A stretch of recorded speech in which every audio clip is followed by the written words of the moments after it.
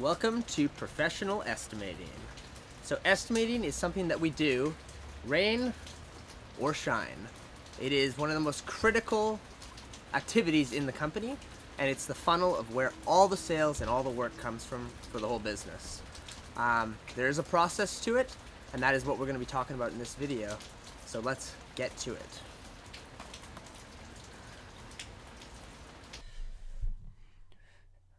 Estimating.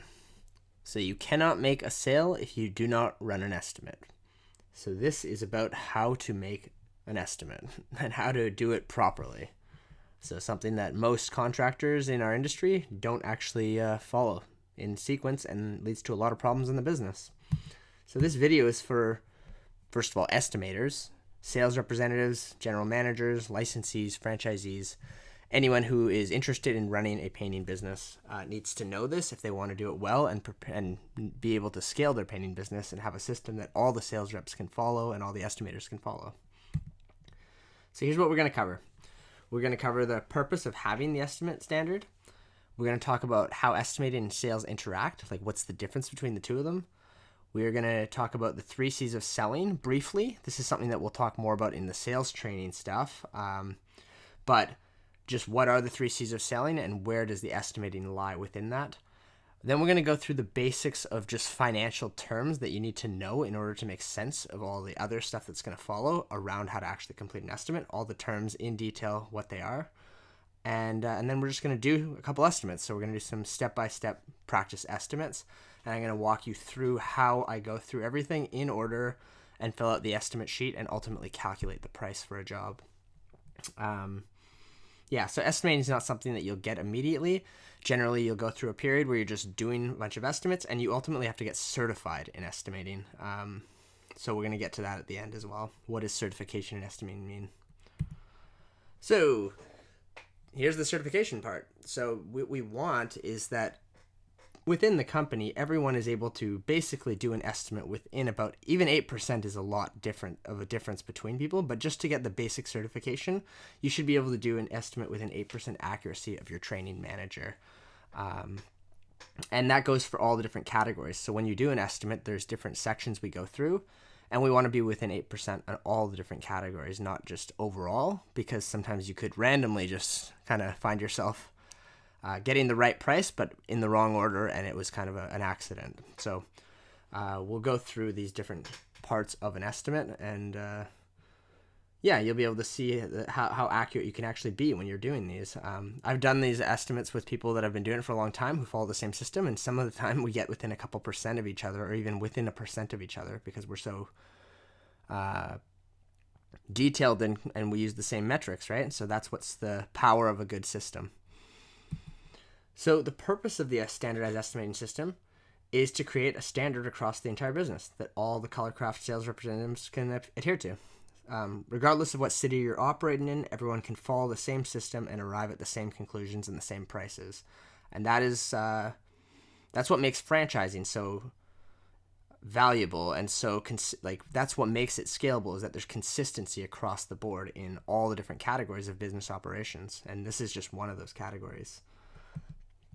So when you implement a standard method for all the estimators to follow, it ensures the following things. It ensures that there's consistency and predictability for all the employees in the company. This means that painters can plan projects and completion dates with accuracy and know what to expect and when they arrive on a job. So it's not just like random all the time. It's always kind of be like, okay, that all makes sense. Customers are always getting a fair price for the work being completed that can verbally be understood and explained by anyone in the business, because we know how we get our prices. Everyone's clear on where the prices come from. It leaves less ambiguity and subjectivity because it is detailed and objective. So each and every estimate can be verified according to the standards. So, if you're a sales rep and you run an estimate, I can come in and I can run my own estimate and figure out where you made a mistake and just see if you're actually getting the right prices for the projects.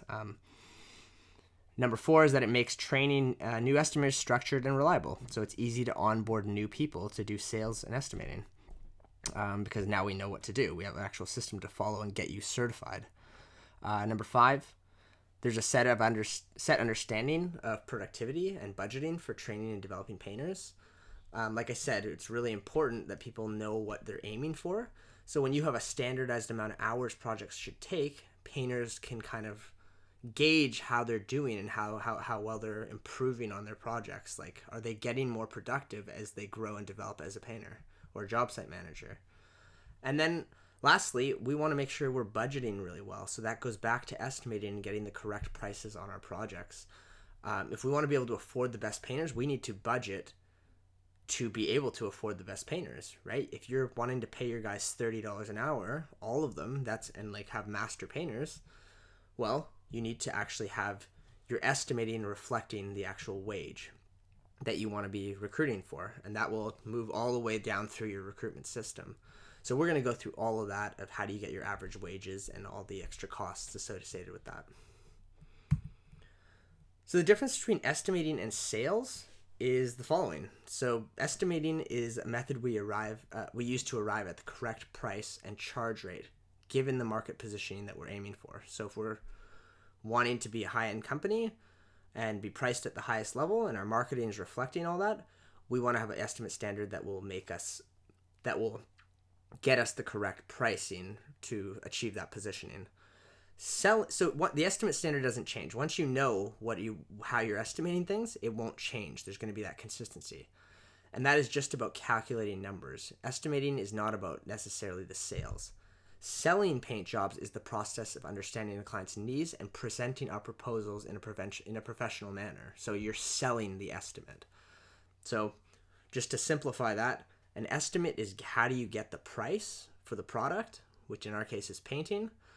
And then sales is how do you sell the product at the price that it is, the given price, without just discounting or doing something like that. We don't want to be doing that. So it's the process. Selling is the process of how do you enroll clients. The estimate standard doesn't really change.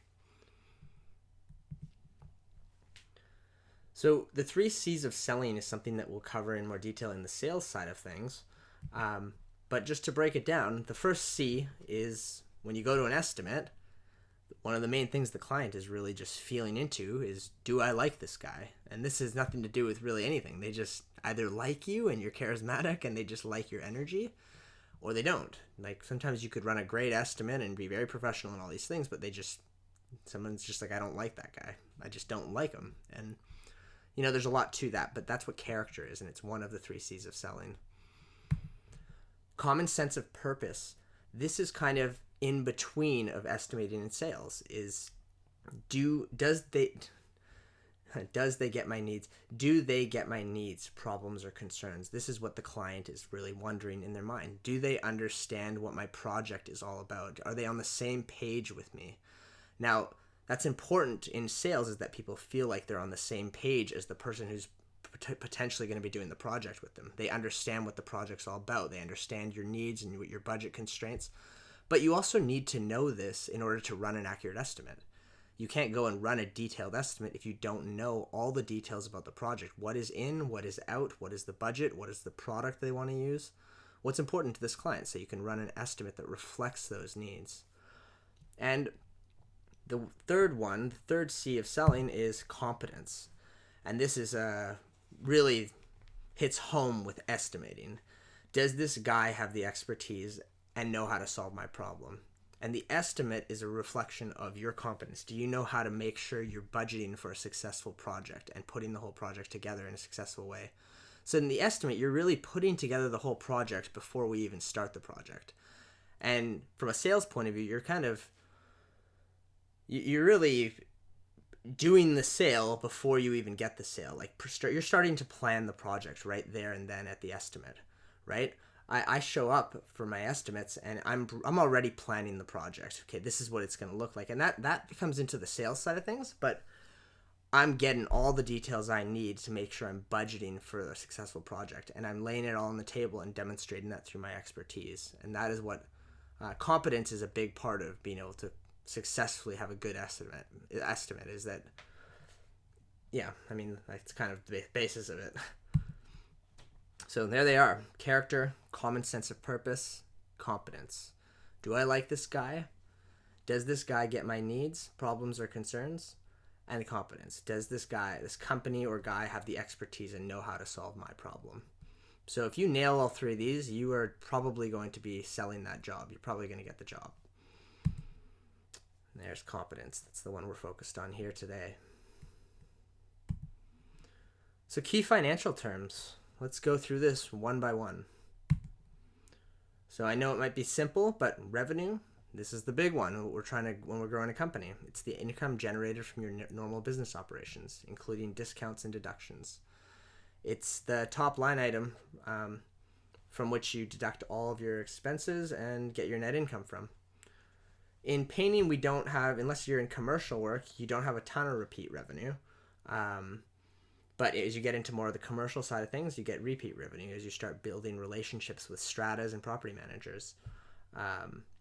So unlike one-off sales, these revenues are predictable, stable, and they can be counted on to occur at regular intervals going forward with a relatively high degree of certainty.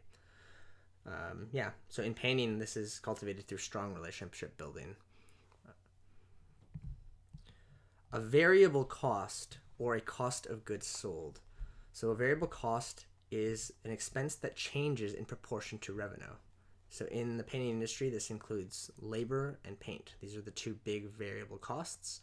If you're in a franchise model like Colorcraft, there's also royalty expense, which covers all your other stuff, all the extra systems that are built for you. So here's a breakdown of some of the variable costs that you would have in our business. So rentals, labor, which usually should be between 35 and 40%. That's what you're targeting for. Paint and materials, which is between 8 and 12%. Royalties, call center, warranty fund, ad fund. This all together might range between 5 and 8%, or even up to 10% sometimes. So what we're targeting for is a variable expense of about 50%. So the cost of goods sold is 50%. And our target gross profit is usually between 50% and 45%. So the gross profit is the money left over to cover your fixed expenses and hopefully earn a net profit after all the variable costs have been paid. Fixed cost is one of the most important KPIs to track, and they should hover around that 50% mark for a painting company. If your gross profit is inadequate, it's really difficult to reinvest in the company's fixed staff and marketing efforts and everything that it takes to grow a company. So that's why from an operations point of view, it's all about managing those variable expenses, managing the labor and the paint. So job site managers and painters, that's the part that they are really responsible, is managing the variable cost of the project. And that comes down to good productivity incentives and awareness, making people aware of their current productivity on the projects. And we have there's all the sorts of templates for tracking that, and there's something called a job cost card, which we won't be covering in this video, but it's the entire tracking system for gross profit margins on jobs. So fixed overhead costs. So once you receive revenue, you have the variable expenses of that job, which is paint and labor for the basic ones. Then you get your gross profit. From the gross profit, which is ideally 50% or so, or a little bit lower, maybe 45%, then you have some money to pay your overhead costs. So these are the costs that are constant regardless of regardless of the quantity of goods and services produced. So anything that's not a variable cost is classified as a fixed cost. So here's some examples. Vehicles, equipment, salaries, recruitment, rent and liability insurance, communication stuff like cell phones and software and email addresses, banking expenses like credit cards and just your bank charges, your accounting fee at the end of the year, your monthly bookkeeping costs. All of these things, you have to pay them regardless of how much revenue you make or how much your variable costs are on each job. So if you don't make a healthy gross profit, then how are you going to pay all this stuff, let alone making a net profit? So we're targeting usually between 25 and 35% for fixed expenses in the painting business. So if you break that down, very simplified here, but you have 100% of the revenue comes in. So at the end of a job, 100% of that comes in. We're going to spend 50 to 55% on labor, paint, and royalties. And then we're going to have about 20 to 30% spent on fixed costs and overhead and salaries and all that stuff. And then, if we're earning between a 15 to 25% net profit, then that's healthy for this industry. If it's over that, if you're making more than 25%, then you probably aren't investing enough back into the business or into marketing. And if you're making under that, you're probably overspending on something. It's either a variable cost that you're overspending on, like labor probably, or something in the business on the overhead side of things. You're overpaying on salaries, or you have redundant admin workers, or who knows, right? But this is a really basic breakdown. And then at the end, after you make your net profit, you'll have taxes based on as a percentile of depending on what bracket you're in.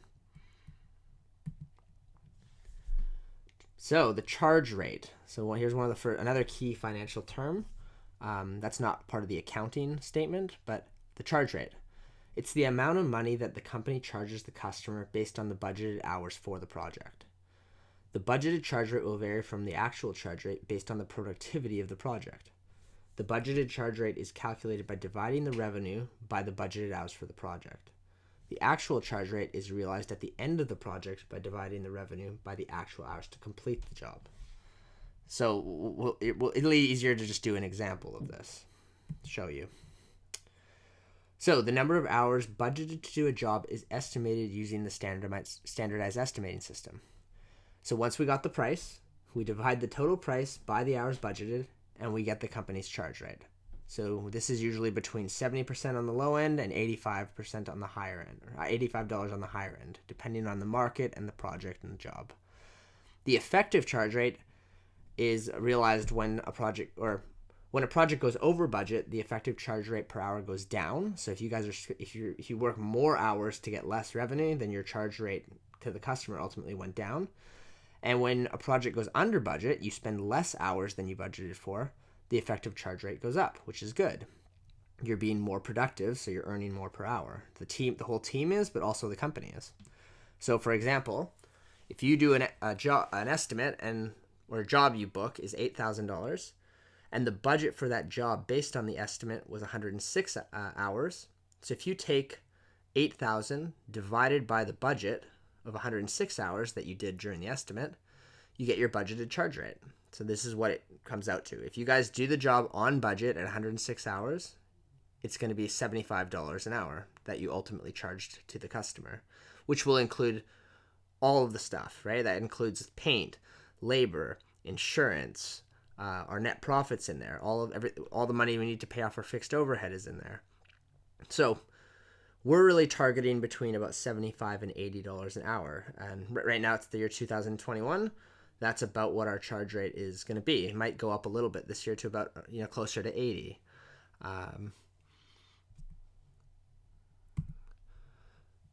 So the productivity rate, this is the most important production metric outside of quality that we need to be tracking on the operation side of the business. So given this estimate standard that's being used in the business, the productivity rate tracks the efficiency of painters and crews as a whole relative to the average standard of the company. So the productivity rate is directly correlated to the team's bonuses and labor costs for the company. It's calculated as the number of budgeted hours for the project divided by the actual hours worked.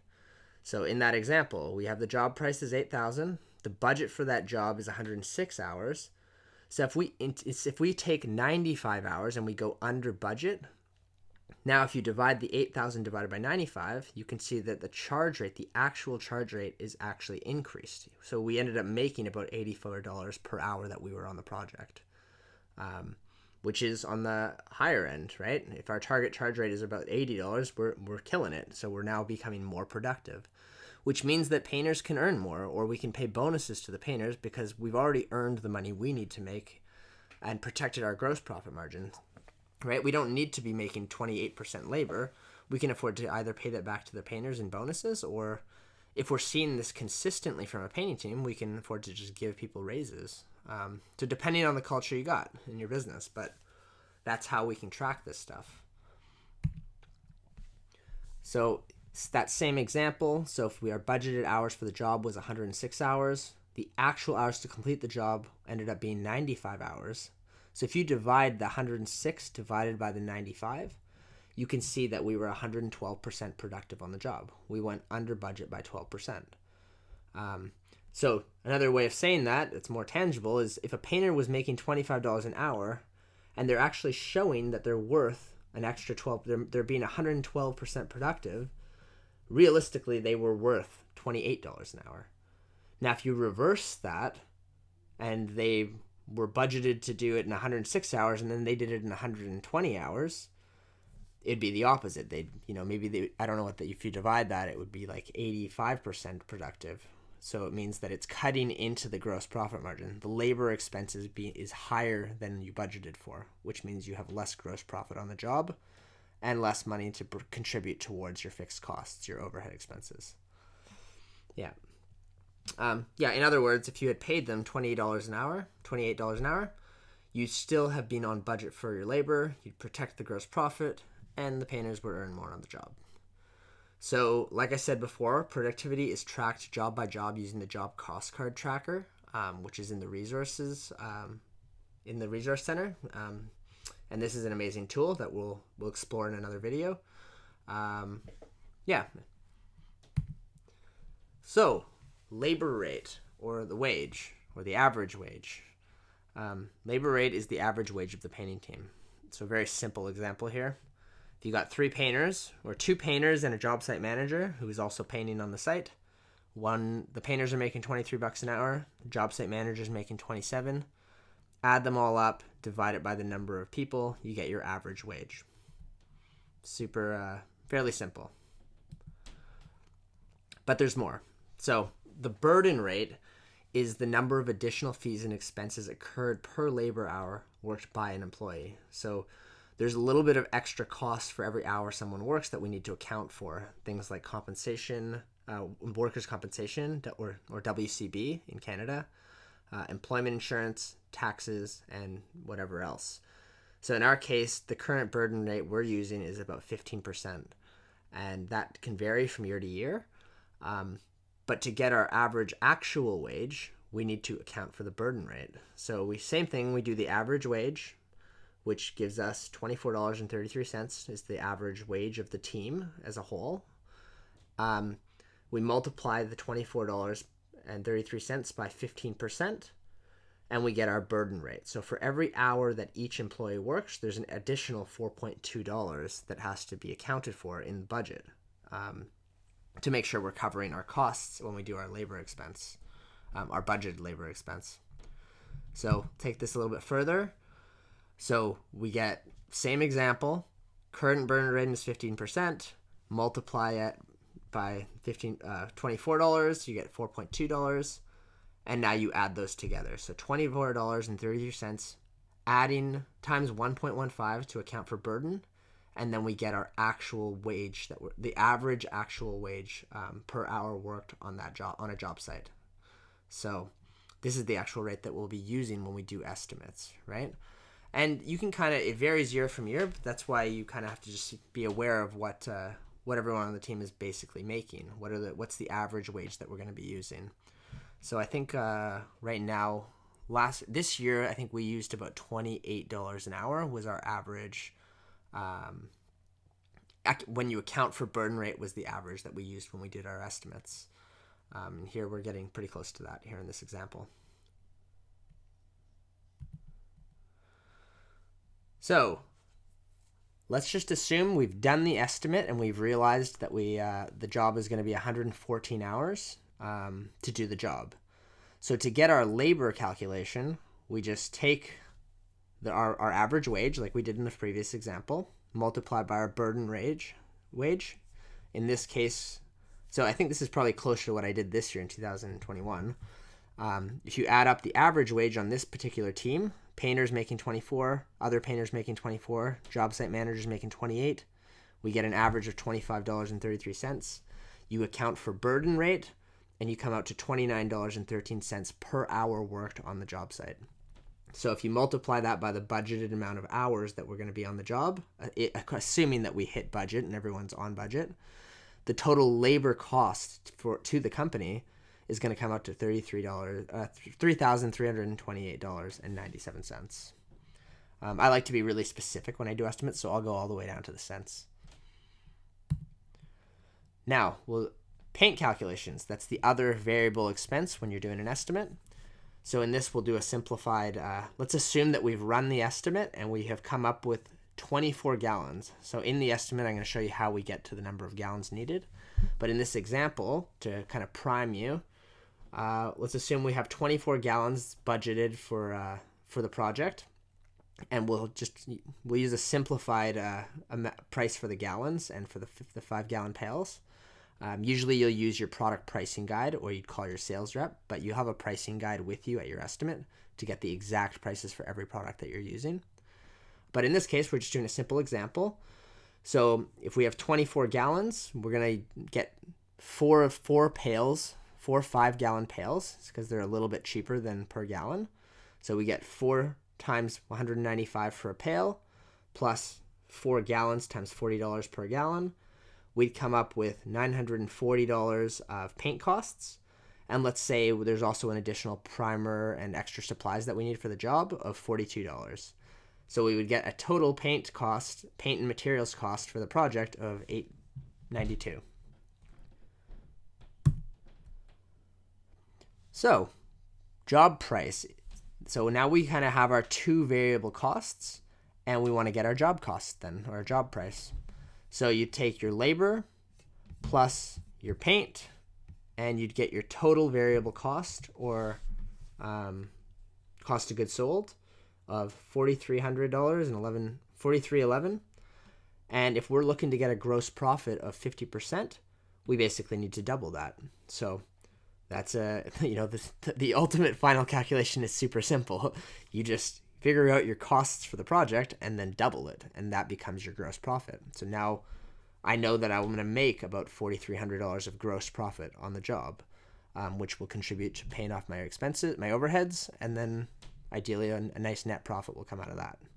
So if you have to consider royalties or warranty, and you're part of the Colorcraft team watching this video, then we'll probably just divide that by 45%.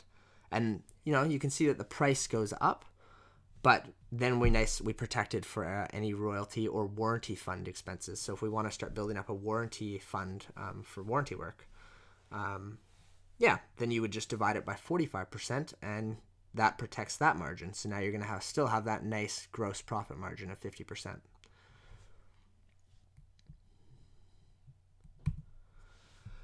So checking the numbers, oh man, super important. Once you get a price, there's a few ways to double check your numbers and make sure you actually have the right thing and you're not screwing up the estimate. I have done literally probably close to 1,000 paint jobs in my life, and this mistake has been made by not only myself but my sales reps in the past, is that you don't check the numbers and then you sell a job, and then once you've booked the job, you got to deliver on the job, and that's the real thing, is that if you've underpriced it or forgot to double your charge rate, forgot to double your price and get it for your gross margin, now you're literally going to be losing money and you have to deliver on the brand promises. So how do we check those numbers? That is what the charge rate is for. So, on the previous example, if we have a job price of $86.22, which is what we came up with, we divide it by the number of hours that we had on the project in our labor, when we were doing our labor stuff, we get a nice charge rate of $75. That looks good. That's not a red flag to me. That's right in the correct margin. If I forgot to double my price, that would be what, $32 or something like that, or $38, I guess. And then I'd be like, wait, my charge rate's only $38. That's not going to be enough to pay my painters, pay my paint, pay all my insurance and everything, and still make profit. Obviously, I've screwed up. Right? So if you just kind of imagine that, or run a calculation if you have your phone on you here. But if I didn't double the price, I would be at, $3,300 divided by 114 hours. And then I see my charge rate is totally off. Another way you can check it is take your labor price, your total labor, and divide that by the total job revenue that you've arrived at. The labor rate should lie in the 33 to 40% margin. So in this case, 38.6% labor. Okay, that's reasonable. That's totally in the correct the correct framework. Same thing with paint. So we go total paint. In our case, we had $892 for paint and materials. You divide that by the total revenue, and boom, you get your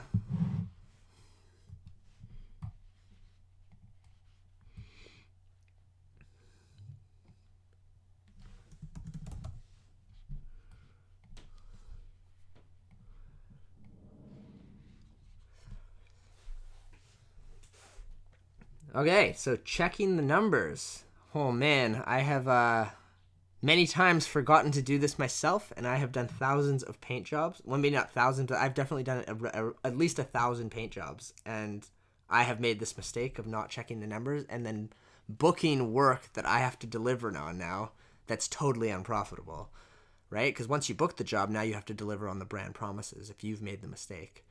So we want to be checking the numbers every time we do an estimate, and here's the 3 ways that you can check numbers on doing estimates.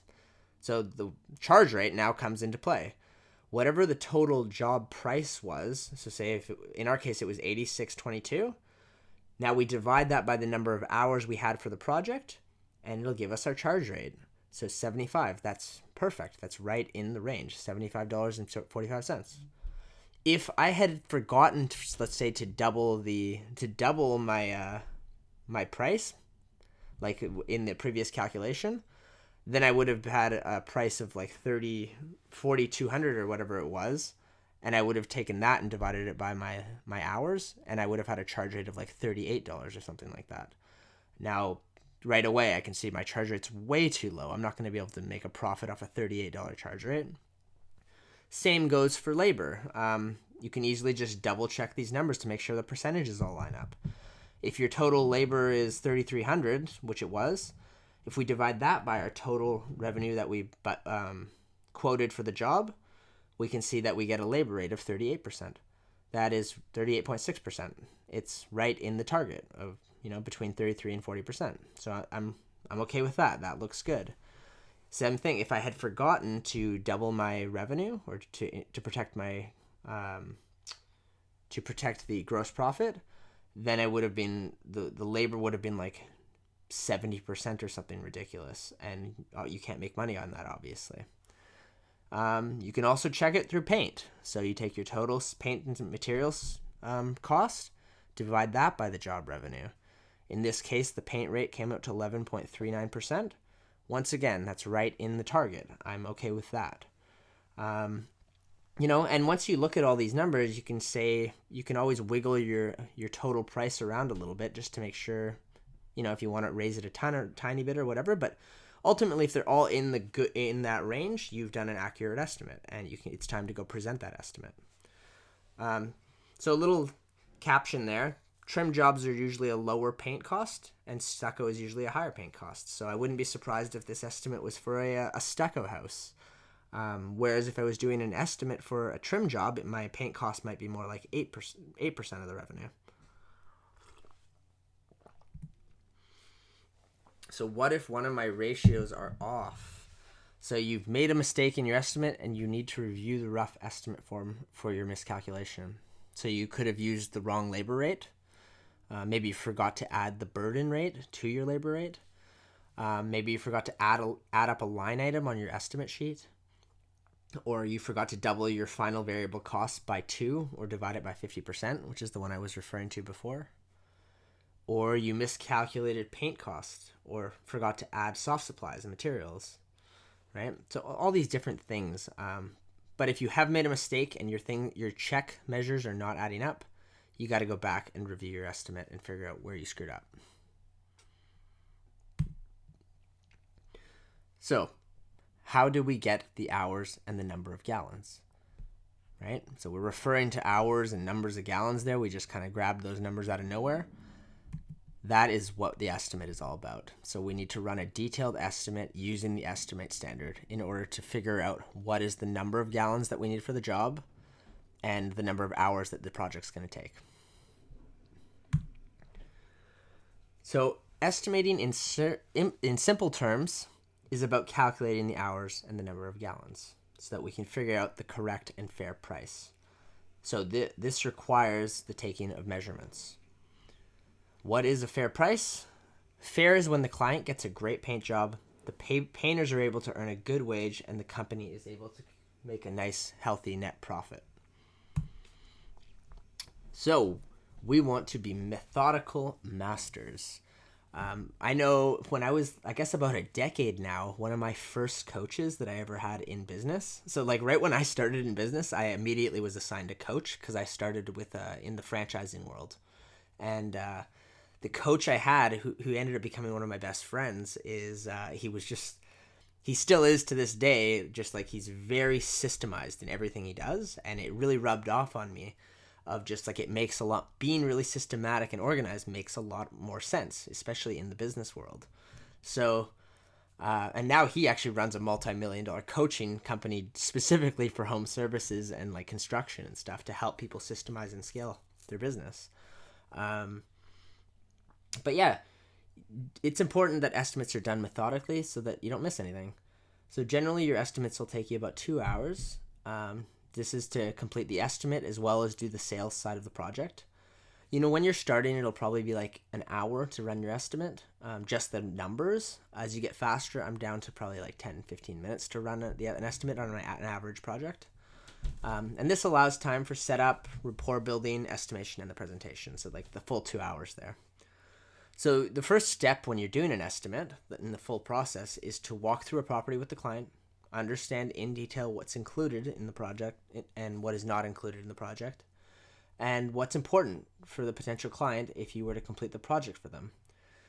So if you've done a really good setup call that was done properly, and all your decision makers are involved, you're going to get more accuracy. So if you can get everyone who's involved in the project there, which this is part of prepping for a good estimate, then you're going to get more details, and which means you'll run a more detailed estimate.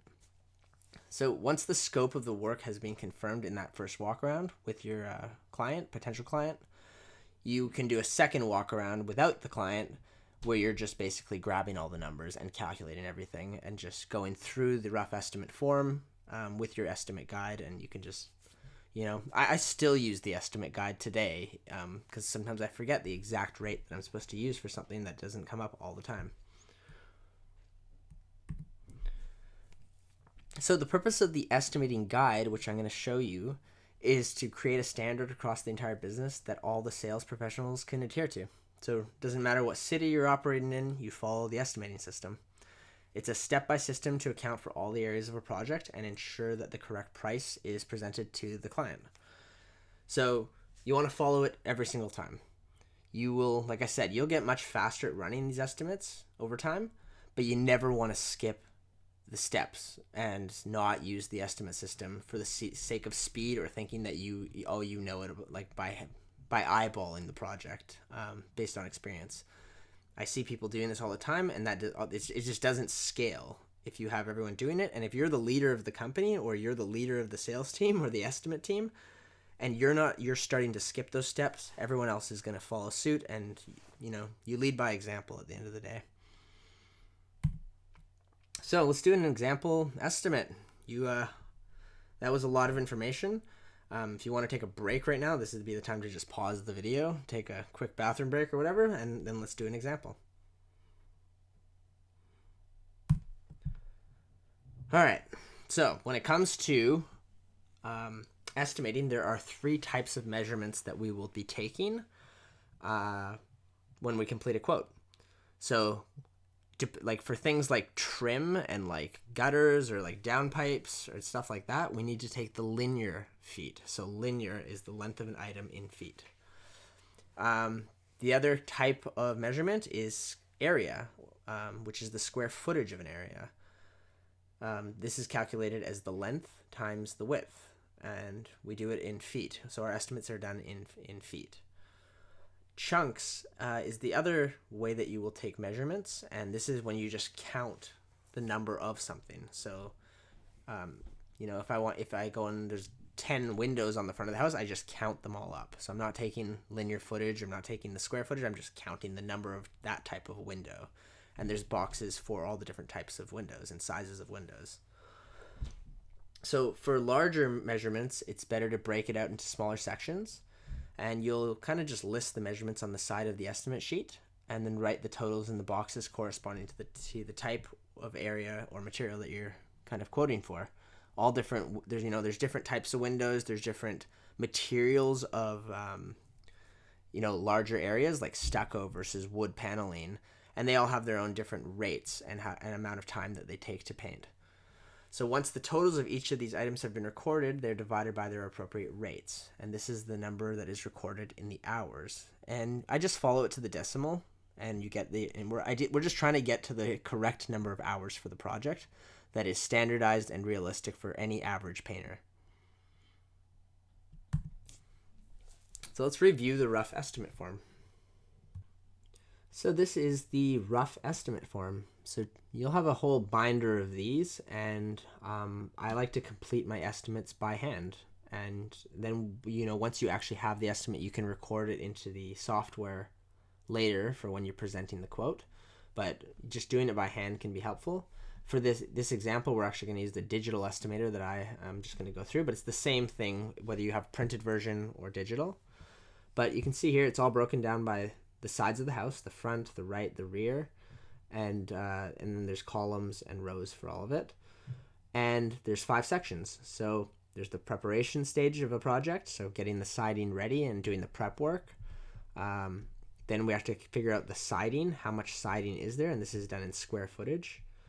Then there's the trim of the house, which is, like I said before, linear. This is taking linear measurement of like soffits and fascia and trim. Then you've got the kind of things like window frames, doors, and other trims.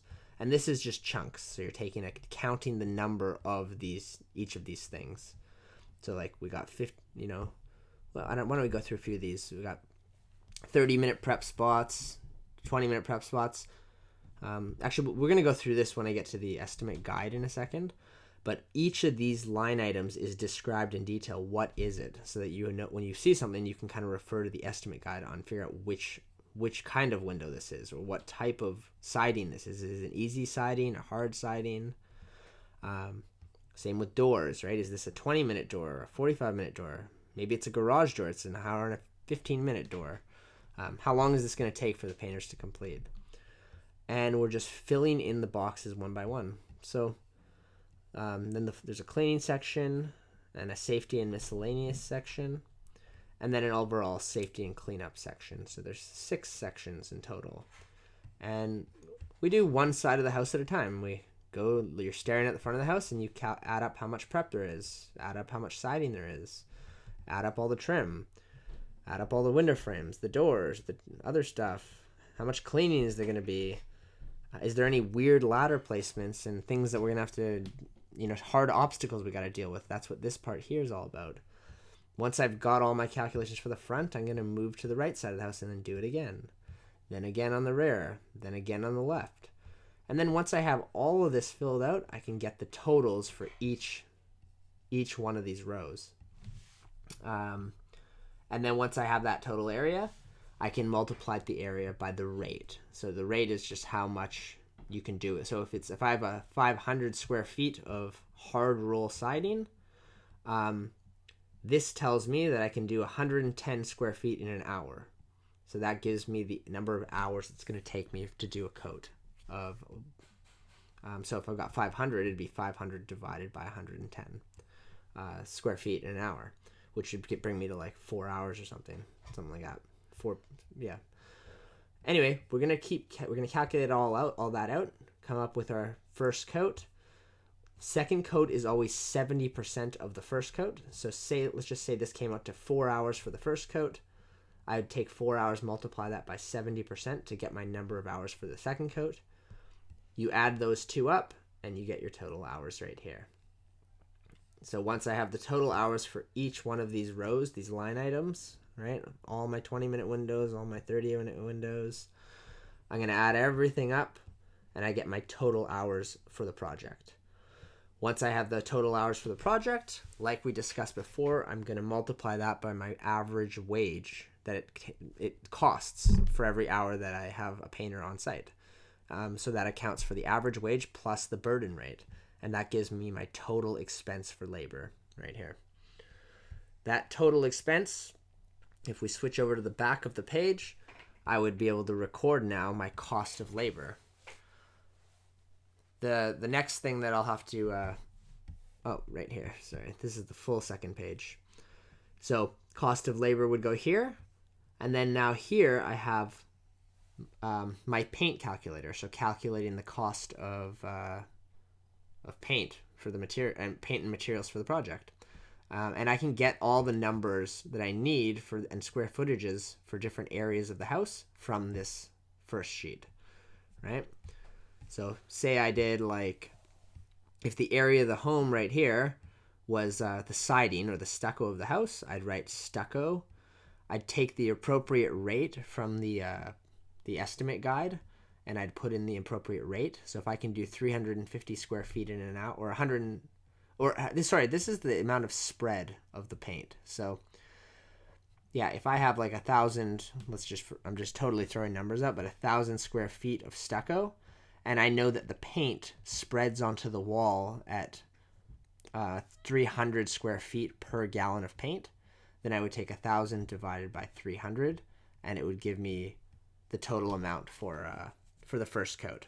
We're going to do an example, and I'll actually be able to put up the numbers, but this is just trying to paint the picture and give you a little bit of relativity of how they estimate the actual printed physical estimate sheets look. And this is basically the printout that you would use and take to estimates. Okay, so that is the rough estimate form. That's what it looks like. You can download the rough estimate forms from the resource library. So the review of the estimate guide. So let's go have a look at the estimate guide PDF. This is also available to download from the resource library. So this is what it looks like. It's like a 25-page guide, and you just kind of have it on you at all times when you're doing quotes. Have it in your binder to refer to. Especially when you're starting, you'll refer to it for everything. So we've already covered all of this stuff. This is just, why have an estimate guide, linear feet, chunks, all that kind of stuff. And, getting estimate certified. This is the first couple pages. So the estimate guide goes through all the different areas like we had listed on the rough estimate form. There's the first is the preparation of the home. Then it's the siding. How do you do estimates for siding? Then it's how do you do estimates for trim? How do you do the estimate for the power washing and the cleaning? And then special considerations and safety setup stuff. What do you have to account for there?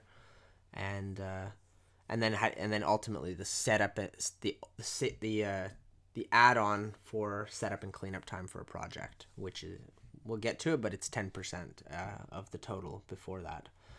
So you kind of look at this, and this is the just details of what is a 30-minute prep spot. And there's kind of pictures that accompany it. So when you show up at a house and you see something like that, that's just called a 10-minute. It's going to take 10 minutes for a painter to do this section. And, a single breakout that is isolated and a ladder is not required. Right? That's what it would look like. And you would account 10 minutes to do that during your estimate. So what do you got? A 20-minute prep spot. It looks like I'm missing that, but it should be a 20-minute prep spot. It's a group of breakouts, so 2 or 3 breakouts that can all be reached from one ladder placement or from one spot without having to move. So say you're at this window frame, there's kind of a whole bunch of different pieces that need to be prepped all along, and that'll probably take 20 minutes to do that spot. Vice versa, you can keep going and say these are soffits. So soffit is the underside of a house right here. You kind of see it here. This is also a soffit. An easy soffit is something nice and smooth like this one, where you can see it's all peeling, and you would quote that on a linear basis, how many feet of it. So if you have 15 feet of this easy flat surface, so flat surface with no obstacles, and the whole thing's flaking, you can do about 15 feet of that, do the prep work at about 15 feet an hour. If it's more of a hard soffit and there's these beams kind of obstructing you, then you would lower it. It would be about 12 feet an hour as possible to prepare it. So scraping, sanding, and priming it. If it's eaves or fascia, so it's just the trim of the house, then you can do about 15 feet an hour.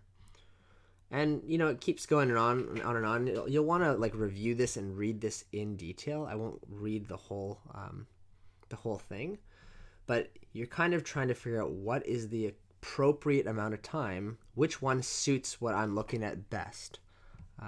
Medium scrape, hard scrape, easy scrape. So the hard scrape, look at how messed up this wall is, right? It's going to take some serious scraping and sanding to do it. You're going to have to scrape everything off and then sand it and then prime it in order to get it ready before you can actually paint it. Or if you're staining it, you wouldn't have to prime it, but you'd need to at least scrape it and sand it really good. So if that was the case, you can do 30 feet an hour. So it's not a hugely fast pace, right? So here's some examples. 6+ layers of old brittle paint, and the surface is highly contoured. Here's some rates for how fast you would be able to sand something, right? So at a third, maybe, anyway, I'm not going to go through this as well, but surface preparation, when you get into this is kind of what the process looks like, right? It starts out all mangled. You can see this is one of my old painters. Her name was Amy, and she's scraping down all the old wood. The next step would be priming this. Once it's been scraped, sanded, and then you prime it, and then we painted the wall. These are all the rates for caulking, puttying, washing, spackling, miscellaneous things. So miscellaneous things would be, we call them special considerations. So things like moving ladders into weird positions, or having to tie back bushes that are in the way of a ladder, or taking down vines off a house. So anything that you need to add some time for. So we usually do them in 20-minute chunks, right? You kind of just put on a miscellaneous special consideration for an extra 20 minutes to do something because of a weird obstruction or something. Anything you need to add time for. More photos to kind of guide you in that process. Then we get to siding, right? What are the different rates for different surfaces? So if it's an easy siding, like in this photo here, you can calculate it at about 170 square feet in an hour we can paint when it's super easy siding like that or that. Once you get into more difficult siding with lots of grooves, like this photo here, it's going to take longer. So we can go at about 100 square feet an hour. Or if it's stucco like this, it's going to take more time because there's more grooves with stucco. So 100 square feet an hour. So here's a little bit of a breakdown here of what it would be for a hard roll. Brushwork means we're going to probably have to get our brush out and go quite slowly, and get into really deep cracks. So we have things like shingles like this, or brushwork that we're going to have to get into deep stucco or deep bricks. It's just tough to get a really good fill on it. It's probably going to go a lot slower, 70 square feet an hour. Right? So that would be called brushwork on our standardized estimating sheet, our rough estimating sheet. And, say we're doing we're brushing on a nice coat of stain on something. Sometimes that's the best method, is when you're doing a semi-transparent stain and you're just going to brush it on to a surface. You can go at about 75 square feet an hour. That's a reasonable amount of time for an average painter to be able to work at. So we'll budget for an hour for every 75 square feet that we need to put on the product by brush. Okay, and it keeps going into the soffits. How many square feet, how many linear feet we can do for different types of soffits. And here's some kind of examples. Right? So a hard soffit, it's got beams. These are all easier soffits, right? Nice flat surfaces. Keep on going. Got third hour windows. What are the different types of windows? So when there's more panes on a window that you're actually painting, if there's actual wooden panes between the windows, there's multiple panes, it's going to take longer. It's going to be a lot more brushwork. So we need to allocate for that. And that's how you break that down. just different. If there's 7 to 15 panes, it's going to be at least a 45-minute window. So it's difficult to paint. You got to cut in all along the panes. So, you'll see the windows in the examples we do, and then you come back to this and figure out which window you're looking at, and you put it in the correct category in your rough estimate form. Here's some photos too. So this always helps, is the photos. So this is a 15-minute window frame. Look, there's no panes that I need to paint. It's just one little box. Let's if you look at this one, there's wood between each of the panes here for the white. So that's going to be a 3-pane window. So that's at least a half an hour window. This is a much more difficult window because look at all the different beams between this one. There's 1, 2, 3, 4, 5, 6 panes, and there's all these beams between each pane that need to get painted. So that would be a 3/4 hour window. I honestly, I'd probably make that more like an hour window if it was me. But yeah, I like to price quite high just to make sure that we have enough time to do things really well. But this gives you a bit of a guide. These windows here, they're like, they have to roll out, so you're gonna have to roll the windows out and get the edges. So what would that be? Roll out windows. I don't think I wrote it here, but I'd probably put it more like an hour, at least an hour window. Then we get to doors, door frames, right? Doors and door frames. So different frames, same thing. There's more complexity there is to the frame, the more how many more hours I need to allocate to it. So a nice simple 20-minute door frame would be this one. More complex door frame, I need 3 times that amount of time to do it. So this frame right in here. Then there's miscellaneous things you need to paint on a lot of houses. So painting downspouts, or you're painting gutters, or you're painting shutters. And there's different rates for all those. And once again, these are all on the estimate form. Most of them are anyways. But you're really just trying to get the number of hours for the project and making sure you don't miss things that the client is definitely going to expect you to do based on the way that you present your contract. That's why it all has to be very detailed so that there's no ambiguity about what you are and aren't painting, and everything's been allocated for in terms of how many hours things take. Different types of fences. So this fence here is going to be a lot more difficult to paint than this kind of condo style fence. So when we have a picketed style fence, we need to base our estimate based on that. If it's a condo style fence, then we could just spray this fence. This one, we're going to actually have to brush the fence, right? You can't just spray through it. You're going to get paint everywhere all over the grass, or you're going to need somebody behind it with like a big drop sheet, which then doubles the amount of hours the project takes. So it's going to take longer because 2 people now have to paint it instead of just 1. Right? And that's also on your rough estimate form with the correct rate associated. This is kind of the miscellaneous and safety section stuff. So safety discussion, we always put an hour on for every job, just so people can talk about how to be safe on the project. And then there might be more additional safety setups and harness setups that need to be accounted for walking on roofs and stuff. Big one you'll find on a lot of projects is ladder placements that are really difficult. Like, how are we going to get a ladder into this spot? So we want to be allocating like at least 20-minute slots to just problem solve how to get the ladder up, right? That time needs to be allocated for. If there's electrical wires in the way, we need to account for time to insulate and deal with that kind of stuff. That fall protection is safety harness and stuff. So like I said, minimum an hour to set up a safety harness and do it properly. Over here on the paint requirements, this is just the breakdown of how much paint it takes to do things. So, on average, if you have a nice flat area, you can do spread a gallon of paint at about 400 square feet. If it's here's a better, actually. Down here you can see cedar shakes, stucco, finished concrete, old versus nice and well sealed, and then there's the average. So most of the time you're taking an average, right? So if you have stucco or bricks and it's fairly well sealed, you can probably spread a gallon of paint at about 300 square feet.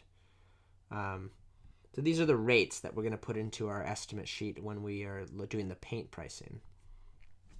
And then, yeah, we get into kind of how much the cost is for primer and how much to allocate for primer on projects and job setup and cleanup. So on average, we just take 10% of the total hours that we got from all the other stuff, and that becomes the amount of extra we'll add to the hours before we get our total labor cost.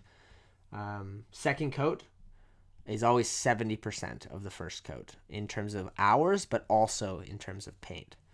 So I kind of just zipped through the estimate manual here, but you're really going to want to just take your time and read the estimate manual a couple times and just refer to it.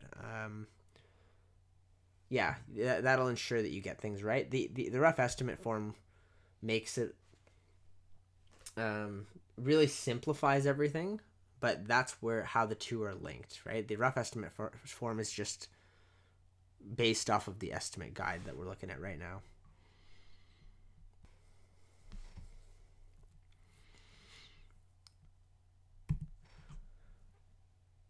So reviewing the product guide, so that also is something that you can download from the resource library. There's an updated product and pricing guide every year, and we need this as well for estimates because, yeah, we need to know how much it costs per gallon for the different types of products that we use for jobs, and they all vary depending on the quality of the paint that you're using.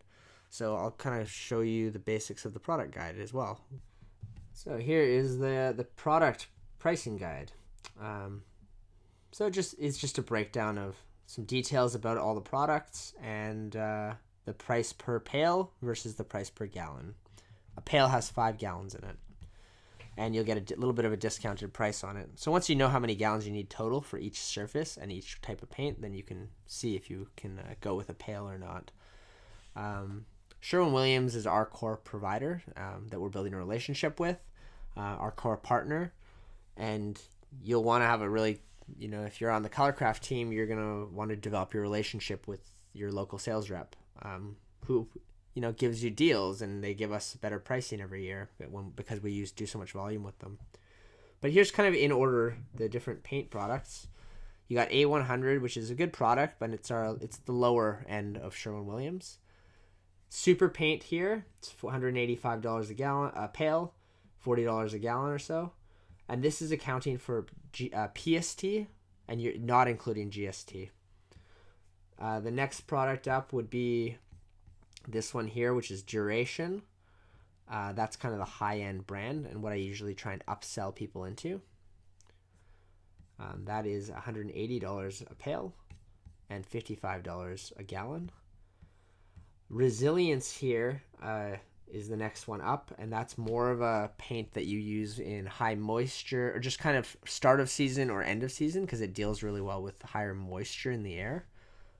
You can kind of read through this again as well. And there's also a whole video on product knowledge and called Paint Systems and Failure that you can watch to get a much better overview of all the different paints.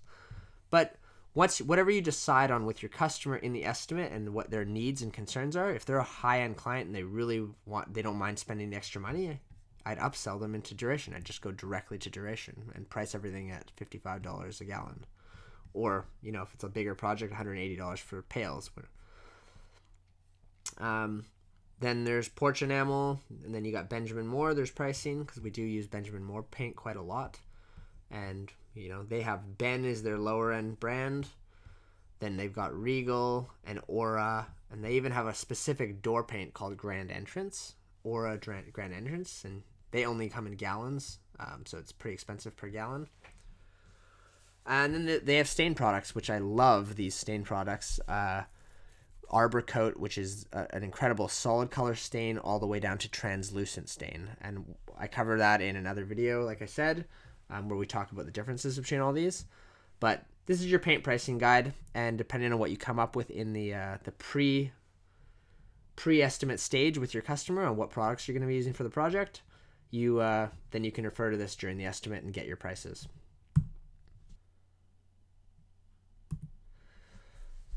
So a few tips for estimating and the order of operations and whatnot.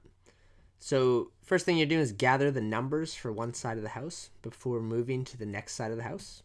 So follow the estimate sheet layout. Begin on the front of the house. Pacing.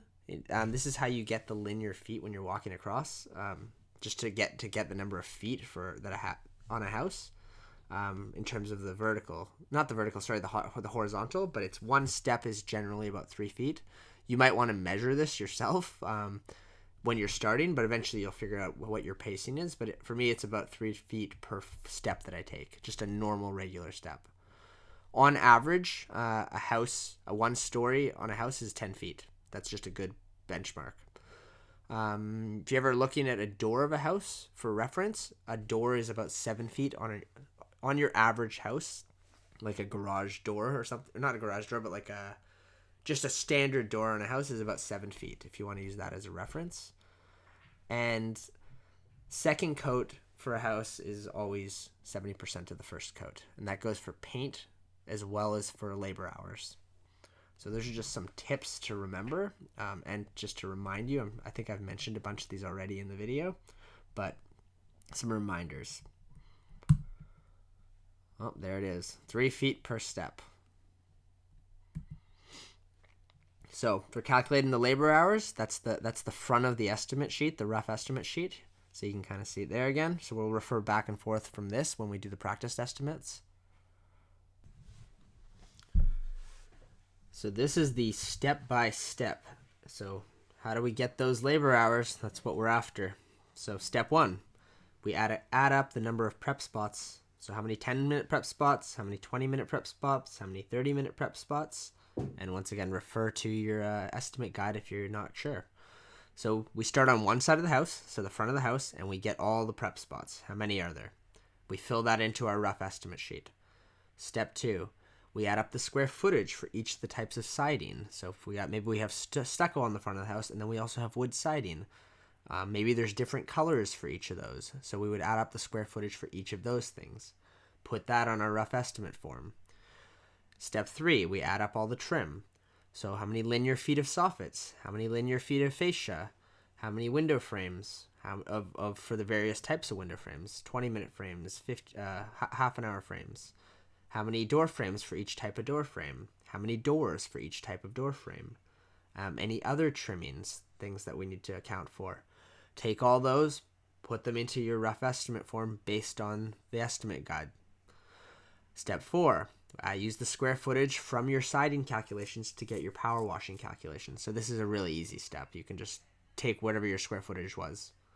The minimum we'll ever put for any power washing job is 2.5 hours, because we do need to drive to the site with our van, get the power washer set up, power wash. So it takes at least 2.5 hours when you account for all the setup and safety. Or not safety, but just setting up the power washer takes time. Throw that into your rough estimate form. Step 5, we add up safety and special considerations. So things like weird ladder placements or setting up safety harnesses.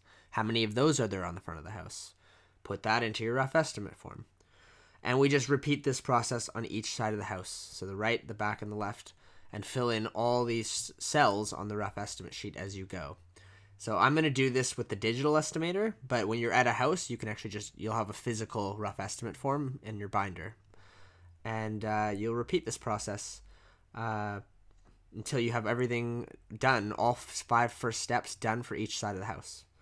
Then we move on to step 6 once we've done that. So we add up all the totals for all the different line items. So we can add up all those columns just horizontally. And we calculate the first coat by multiplying the totals of the houses. Calculate first coat hours by multiplying the total for the house in each line item by the set rate for to the right of it. So there is a set rate on the rough estimate form, like we saw, that's already put in there based on the estimate standard. Then we can get second coat based on that. Once we know the first coat hours, we multiply the first coat by 70%, and that gives us the second coat. Step 9, we add up the first coat and the second coat for each line item, and we get the total for that line item, and we put that on the far right of the rough estimate form. Step 10, we add up the total hours for all the line items. So once we've done this for all the line items, we add them all up. That gives us our total hours for the project, not including setup and cleanup. So to calculate setup and cleanup, that's step 11. We take the total hours multiplied by 10%. And, we always want to have a minimum of 4 hours for setup and cleanup. So if it's only a 30-hour project, 10% is only 3 hours, but we would still add 4 hours. And that's, once again, it's just cleaning up on sites, getting paint from the paint store, driving to and from site. All that stuff is accounted for in that 4 hours. So referring to our charge rate, basically if we have a $75 charge rate and 4 hours of minimum for setup and cleanup, that means that we're charging $300 for setup and cleanup as a minimum based on a $75 charge rate. Step 12, we multiply the total hours by the average real labor rate of the team. So this is including burden rate. So if we have a 100-hour project and our labor rate is $28, then that's $2,800 of labor. Then we take that amount, that labor cost, and we can record that on the back of our estimating sheet, our rough estimate form. That is the step-by-step. So yeah, there's the back of the estimate sheet. This is where we would record it, the labor hours. And then on the right there, you can actually see I've put a spot where we can do all of our checks, our double checking. So we can check to make sure our labor percentage is in the right margin. We can check to make sure our materials is in the right margin. We can check our charge rate to make sure that's in the right, it's all right. So we can just double check our price before we go and present things to our clients. So this step-by system is the same on every estimate you complete. Follow the system, it does work. And it will give you confidence too. When you really know where your price came from, it gives you confidence. Like you know what your price is supposed to be. You can stand behind your price. Like a client's like, oh, I think it should be 10% cheaper than I do it. It's like, listen, like the estimates I calculate are really accurate down to the hour of how long things are going to take. And we really want to do a good job for you. And this is what it's going to take to do it at the standard that we believe that based on our own standard, really, but at the standard of work that we stand for, this is what it's going to take.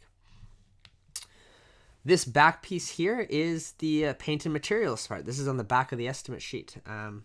And we can, step by step, how do we get the paint costs? So let's go through that. Step 1.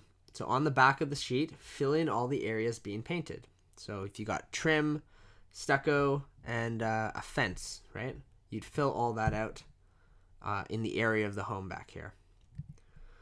Break them out as needed based on colors, gloss levels, products, right? So if you have the same color, but you're going to need 2 different products, like different sheen levels for that same color, you need to estimate separately because you're going to have to buy different gallons to account for the different sheen levels.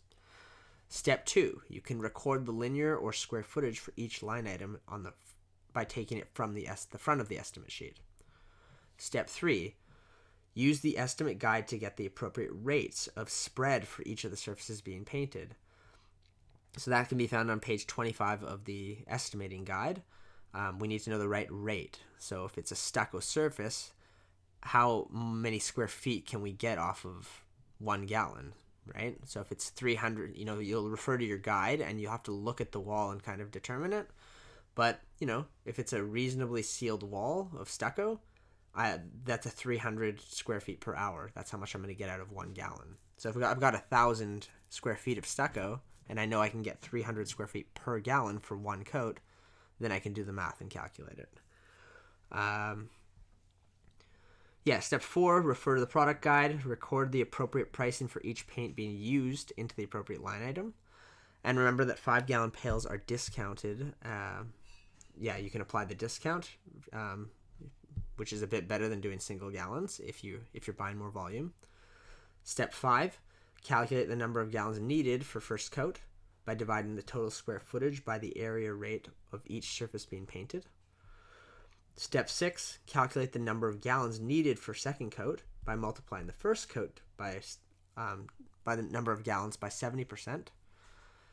We add up first coat and second coat, and that gives us, and then round it up, because obviously we can only buy full gallons, so we got to round up, and that'll give us the total number of gallons needed for the project, for that piece at least. Then you can multiply the total gallons needed by the product price to arrive at the total cost. So you can use your product guide to get the right price for each product that you've selected for your project, and yeah. That gives you, that's how you do it. That's how you get it all the right numbers in place. And it'll make a lot more sense when I actually do the example. So step 9 is we need to get the extra supply cost. So you can do this by actually knowing, based on experience, you can figure out the extra supplies that you're going to need. But an easy way which I suggest, is actually just to multiply your total labor by 3%. So if you have let's say, I'll do an example. Say you have $3,000 of labor for the project, because you do the labor before you do the paint. If you just take 3,000 labor, let's just say that it was that, and do by 3%, you'd have $90 of extra supplies cost. That's an easy rule of thumb for how much you should add extra for supplies and materials. So like materials and stuff outside of paint would be things like paint brushes, roller trays, paper for taping off windows and poly, spray gun, new parts for your sprayer. All these things are part of the extra supply costs that you're going to need for a project. New drop sheets. Once you start getting into the bigger costs, like an actual new sprayer, I would include that in equipment, which is a fixed cost. That doesn't count as a variable cost on your on an estimate sheet. You also have to add in any rental costs in your supplies kind of area. That becomes part of the paint costs for the project. So things like if you had to rent a 40-foot ladder or a boom lift for commercial work, you would have to include that in the paint, the paint and materials pricing. And then once you have all of that, you can horizontally add up all the line items in the right column and record the total on the back of the sheet. So once again, down here, you get the materials, and you can just record the right here with all those materials. You get the total of the labor and the materials, and like I said before, you can divide that by 45% or divide it by 50% if you're not paying royalties, and you get a total job price. Total job price does not include your GST. And then when you're doing all that paint and calculations, you're not including GST in the material costs. And that gives you your job price. So that's what you're going to put on your, that's what it should add up to when you present the quote. And before you do that, you'll want to check and just do all your checks to make sure you got it right. Again, this is a step-by-step system. It's the same on every estimate you complete. So I know that it sounds like a lot of information that I'm giving you right now, which it is.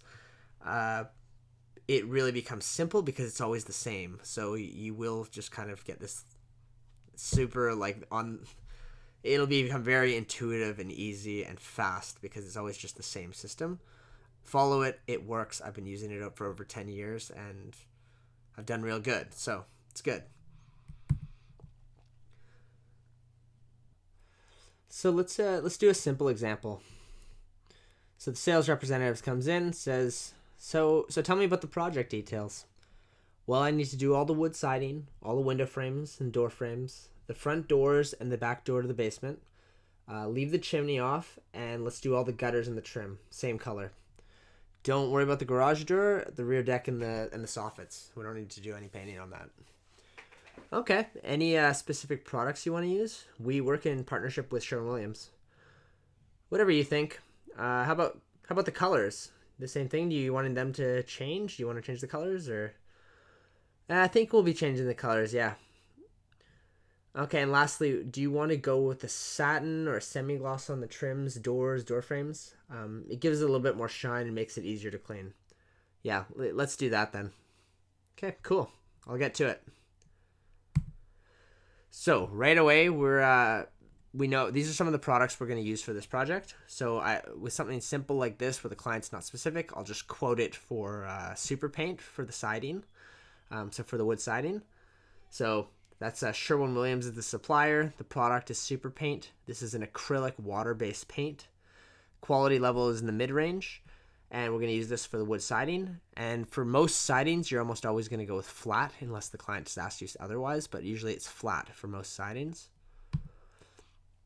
That's on the exterior as well, at least. So we're going to upgrade because they want to paint the gutters and the trim the same color. Gutters don't usually have as long a life because it's a metal as the wood trim underneath it will. So I would actually upgrade them to the duration, and I'd let them know I'm upgrading them on the trim. And that's actually a really good play because trim, there's not a lot. It's not very product intensive to just do the trim on the house, so you can sell them on the upgrade, and it actually isn't going to be a lot more expensive. Right? If it's only if it's only 3 or 4 gallons for the trim on the house and an extra $20 per gallon, then that's not bad. Or $15 per gallon, then the upgrade is not terrible, and they get to have like a really high quality paint for their trim, which is usually the thing that'll fail first anyways. So with duration, the supplier is Sherwin-Williams. It's called Duration. It's also an acrylic water-based paint. It's a high-end product. And we're going to use this on the trim, the door frames, the window frames, the gutters, and the front door. And we're going to use a satin sheen, so a little bit of a shine to it, which makes it more washable. And I just like the look of it a lot better as well. And the next product is the primer. So for priming all the bare wood areas before we paint them, this is a product called the Cover Stain, and it's excellent. Most primers, you want to be going with oil-based primers. So you can kind of tell it's an oil-based because of this little skeleton guy here. But you don't, it's just way better quality, and you're going to get a way longer lasting finish by going with that. And you can find Zinsser Cover Stain here at Sherwin-Williams. And if it's not at Sherwin, then you can definitely find it at Home Depot, and I would just load up on that. It's an alkyd, so oil-based is called alkyd instead of acrylic, and it's a primer. This is a high-end primer. We're going to use this on the wood siding for the bare wood areas, and primers don't really have a sheen level. That doesn't matter, so it's none, or flat, whatever. It's flat, I guess. So let's start. So we show up at the house. This picture is actually a house that we already painted, so we're going to pretend there's prep on the house. So first step, let's pretend that there is 3 20-minute prep spots. So we'd look at the house and we would identify, oh, look at this. And I'd look at my estimate guide and I'd be like, okay, we got a 20-minute prep spot here. We got another one here, another one below the window there. And I'd add it up. So we got 3 20-minute prep spots. And that, when you have a prep spot, a 20-minute prep spot, this includes the setup time, scraping, sanding, and primer using the Zinsser Cover Stain there. Assuming that we're painting the bare wood on this before. And then we go ahead and we just we put that onto our estimate sheet. So let's do that right now. All right, so we get to the estimate sheet here. Let's just say this guy's name is John. I put in John. I didn't really cover his needs because we're just doing an estimate example, but say it's John said it's really important that my garden is really important. So we go prep spots down here. So we'd go 3 prep spots. Boom. We're done there. Now we go to the siding. So siding, we got to take the measurements. So we'd use the pacing technique. So I would pace across this house and find out how many linear feet across it is. So once again, pacing is 1 step per 3 feet. And I'd walk across and get my pace. And these are some of the dimensions I'd come up with. I know that the front door's there. That's 7 feet. That's as a rule of thumb. So this house is about twice as high there. So it's 14 feet tall for a part of the house there, the right side. And then I'd pace across. And it's 28 feet in length across. So 28 divided by 3. So it's about 9 steps across on the right side. And then it's 12 feet across from just over the garage. So it's a total of 40 feet in length. And it's a little bit higher on the other side, on the left side. So it's 18 feet. So then I just take the calculations. I can just do this on my phone, and I'd get these dimensions. So 28 feet across, 14 feet high, 392, and then I'd do another calculation for the left side, 12 feet across times 18 feet high, 212, and I'd come up with my total square footage for the wood siding, which is 608 square feet. Then I can just fill that in on my estimate sheet. This is a hard roll of siding, and I had 608. Boom. And I go back. So step 2 is done for the front of the house. Step 3, the trim. So we know that the trim on the top there, which is gutters and fascia board or trim, is 40 feet across because we already did the pacing in the previous step. And then I got to count up the windows and doors. So we have 40 feet of trim across, 5 20-minute window frames. So you would refer to your estimate guide to get the frames. I got 1 door frame, and I've got 2 doors. So those are, you calculate it as 2 doors, one side per. A door, when you're doing doors, you're only accounting for one side at a time. So if we were doing both sides of one door, it'd be 2 doors. So then I take these dimensions and I record this on my estimate sheet. So we go down here to my trim. So I'm not doing soffits for this estimate. And this is regular trim, which is actually calculated at 30 feet an hour. If you go to the hard copy estimator, I can actually see. So regular trim is done at 30 feet an hour. That's how long it should take a painter to do 30 feet of regular trim. So put 40 feet here.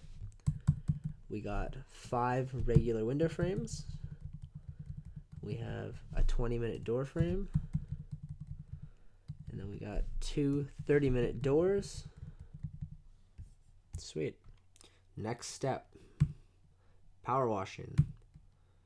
Well, we've already taken the dimensions for the siding, so we're just going to take that again and put it into the power washing section. So 608 square feet. Let's put that in. So let's go back up to the top here. Where is it? Preparation. There it is. 608 square feet. Oh, it actually, because it's the digital form, it actually just copied directly from here. Okay, cool. So that goes in here. So from here, next step. So safety and miscellaneous. So have a look at this. Is there anything I need to account for, like in terms of extra things I might want to allocate time to ensure that we don't under budget? Like, what else, is there anything missing?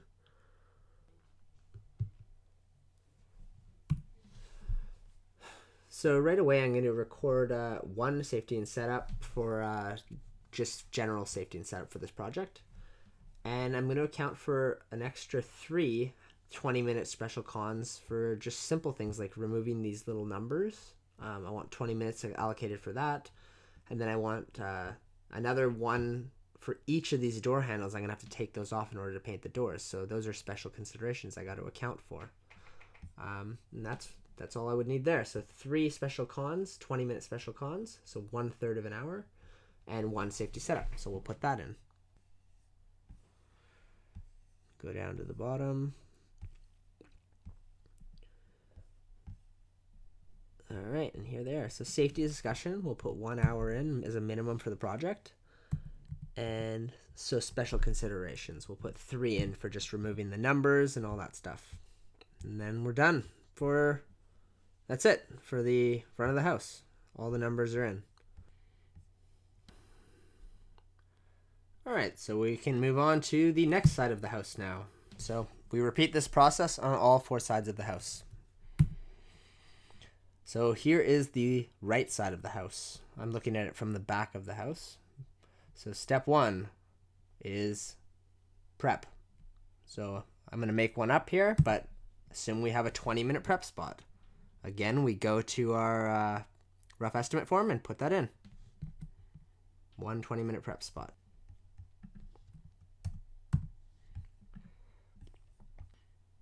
Once that is in, we move to step 2. Step 2 is siding. So we got to run all our calculations. So we pace out the house. And here's what we'd come up with. The reason I kind of have that top little 5 feet there is because that's a peak. In order to get the correct square footage, we actually have to use a specific calculation for a triangle to get the square footage of a triangle. So this is what it looks like. We go 25 feet across times 14 feet high for the lower section, which is just a big box, and that gives us 350 square feet. And then when you're calculating a peak, you would actually take half of the base. So take half of 25, so 25 divided by 2 to get the base, and times that by 5 to get the square footage of that triangle for the top. We add those two together, and that gives us a 412 square footage for the whole side. Now we fill this in on our estimate form.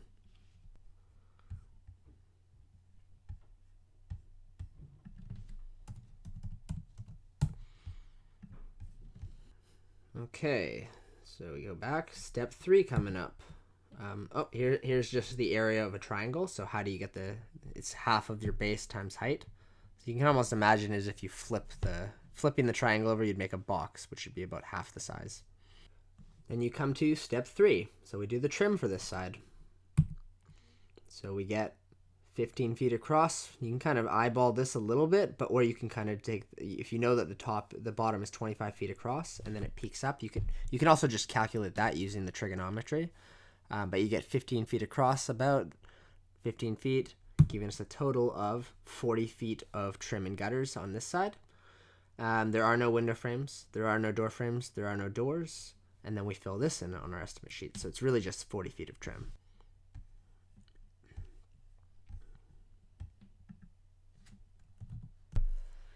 Now for step 4, power washing. So we've already actually taken the measurements from our wood siding measurements. So we just use those again. Wood sidings, 412.5 for square footage. We fill that in the estimate form.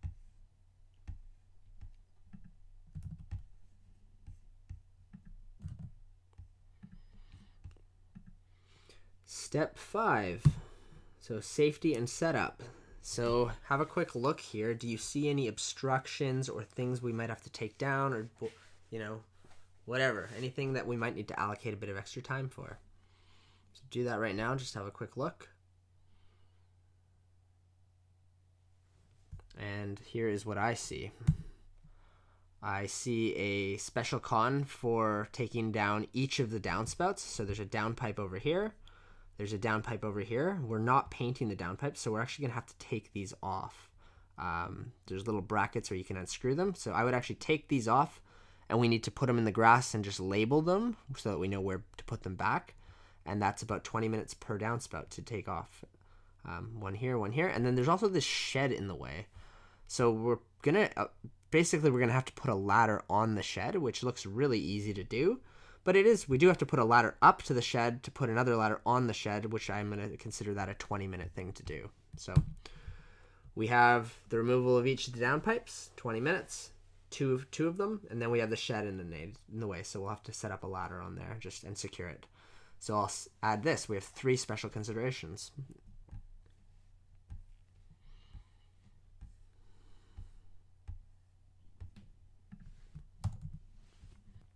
And we are done for the right side of the house. So back of the house, let's just assume there is no prep work. So we don't have to do anything. We don't have to add anything to our sheet. Next step would be the siding. Once again, we're going to pace across the house. I already know it's 40 feet across though, because on the front of the house it was 40 feet across. And it's about 16 feet high for the back of the house. It's a little bit higher than the front for whatever reason. And that's an easy calculation, 40 times 16. So 640 square feet. You can just run it on the calculator on your phone, and we'll fill that in on our rough estimate sheet, 640.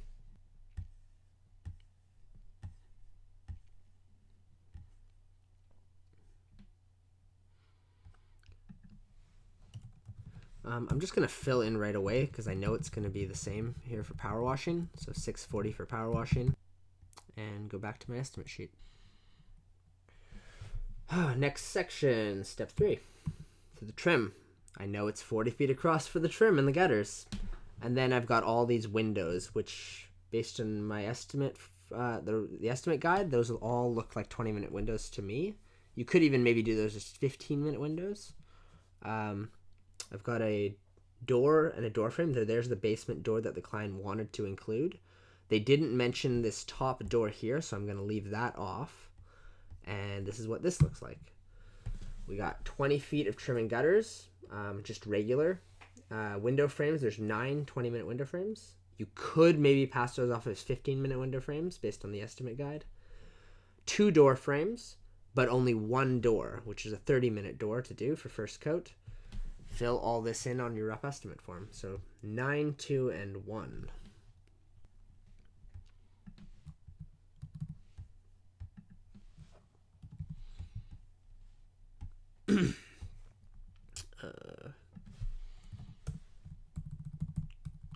So 9 window frames, 2 door frames, 2 20-minute door frames, and 1 30-minute door. That's it. Step 4 was the power washing, which we've already calculated that when we did the siding. So we've already added it to our rough estimate form. So sometimes you want to add a little bit more if they want the gutters to be power washed, which is actually a huge value add because the gutters get so dirty on houses. I actually used to own a house washing company, and that's all we did was wash gutters, the outsides, because they get so mildewy. So you might add a little bit more if you need to do that, but we won't in this case because it's such a simple house to do. Next step, safety and miscellaneous. So is there any safety or extra things we need to do on this side of the house? No, there's no real special cons on this side of the house. Although I could actually do maybe 1 for removing the door handle on the back door down here. So I missed that. So I'm gonna actually put that in.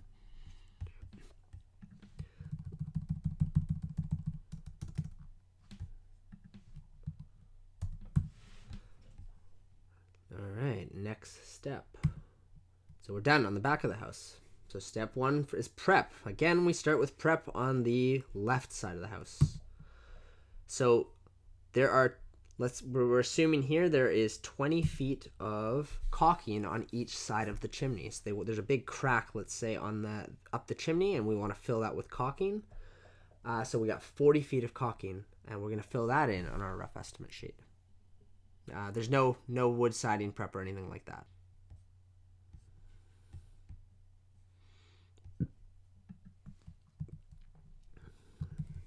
So we come up here and we've got caulking, 40 feet.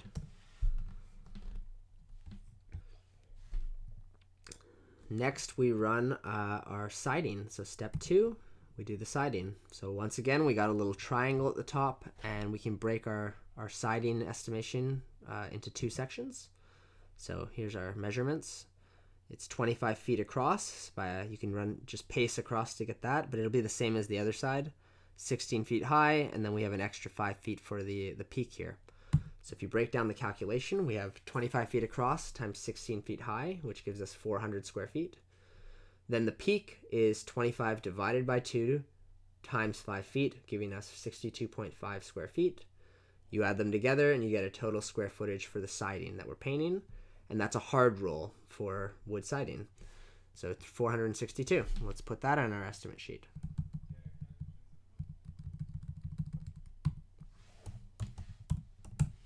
And we'll just take this number and put it right into our power washing because it's the same thing.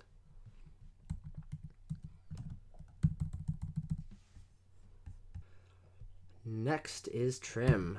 So again, here's the calculation for a triangle, just to remind you.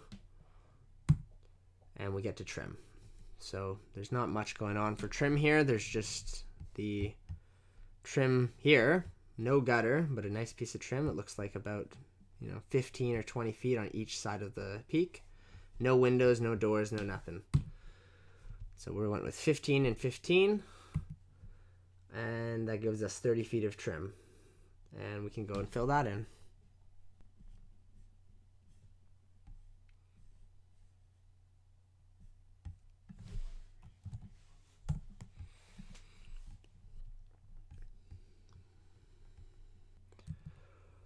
Next is the power washing, which we've already done. Same measurements as the siding. Then we get to the safety setup.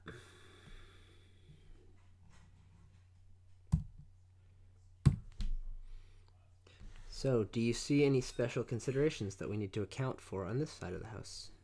Have a quick look. And hopefully you've identified there are two. We need to set some time aside to take these gutters off since we're not painting them. So we'd have to get up with a screwdriver on a ladder, remove them, and then write down on a piece of tape and label them so we know where they go, and then put them in the grass so that we can paint the siding. 2 downpipes need to be removed, 2 special cons, put that on our sheet.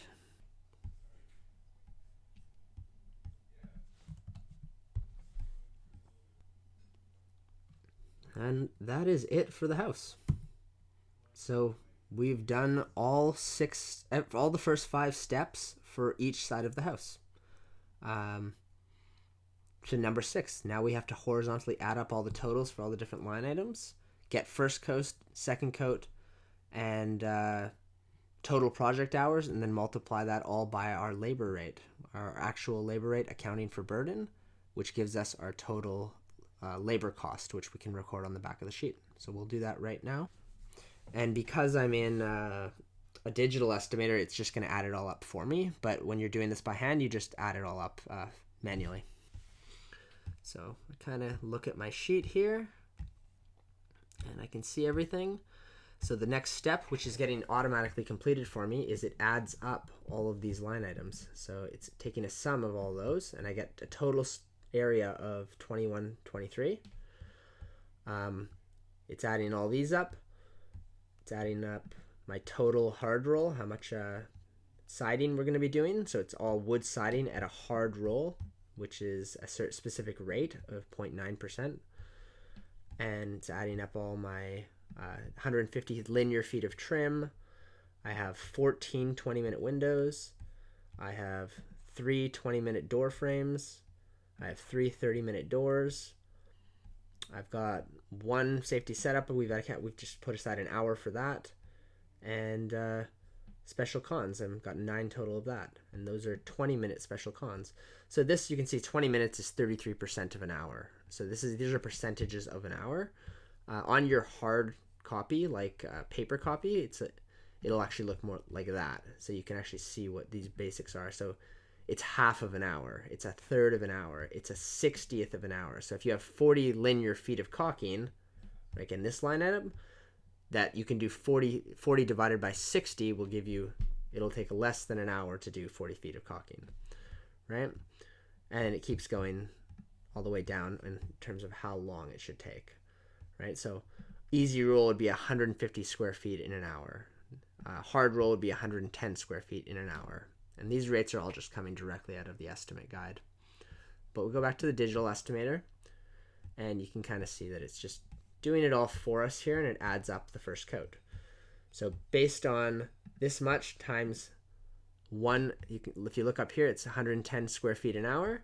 That means it's a 19.3 hours to do that first coat. If you multiply the second coat here, the first coat by 70%, you get the second coat, which is 13 hours, 13.5. And then this is taking a total of these two, first and second coat.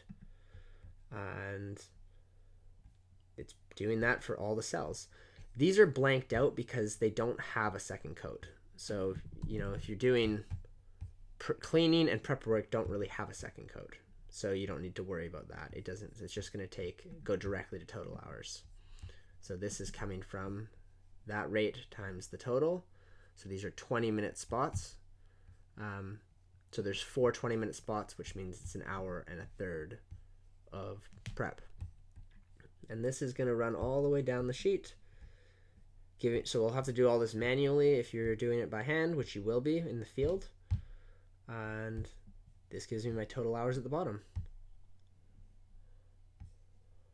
So this right here, the final 10%, it's 6.3. So it's taking a summary of all the total hours times 10%, giving me, so it's 65 hours obviously of to do the project, and then we add 6.5 hours for prep, giving us the total labor hours. So this project is 71.9 hours to complete, and that is what you tell your painting team. That's the number of hours that's totally reasonable to do that project. So if one person was painting that house, that would take him about 9 days, right? Almost 2 weeks, or 80 hours for one guy. If I was painting that house, I'd do it very fast. My productivity would be very high. Or that would be just under a week for 2 people, right? 2 people working 35 hours over 5 days, they could finish that house in 70 hours if that was the case, and they'd be slightly under budget. So then we got our cost of labor, which is, you can see how it's being calculated at the top here. 23 plus 23 plus 27 divided by 3 times the extra 15% for burden, giving us a total labor average cost of $27 or $28. So our total labor is coming out to $2,010.85. And then we put that down here. So this is automatically calculating it for me, but labor comes in at $2,010. Now, in terms of paint costs, this is also automatically doing it for me, but if you're doing it by hand, you just have a copy like this, and it'd be empty, and you would fill it in all the different areas of the house. Because this is a digital estimator, you can kind of see what it would be, how it would come out, but I would fill each of these in on my own and put the appropriate rates in. So we have the prep and the primer. We've got siding. We don't have any soffits for this project, so we don't have to deal with that. We don't have decks. We don't have any fences. We've got 150 linear feet of trim. We've got 14 window frames. We've got 3 door frames. We have 3 doors. And then these are the rates. And I'm getting these rates directly from my guide, my paint. So I basically have to get these product prices from my guide, as well as we could actually do that right now. So the rate for the area would be, for siding, I'm going at 350 square feet for the siding, for the wood per gallon. So if you do it at that rate, 350 per gallon, it would take me 6 gallons to do first coat. Multiply the first coat by 70%, and it would take me another 4 to do second coat, giving me, if you average it up, it's going to be 10. Well, this is not an average, but it'd be 10.3 gallons of paint. And we said we were going to use super paint for the siding. That was the first product at the front. So I'm going to actually go to my product guide, and I'll figure out what the price for super paint is per gallon. So I need 11 gallons. So there we are at the product pricing guide, and go in, and I can see here. So it's going to be 185 for a 5-gallon pail and 41 for a gallon.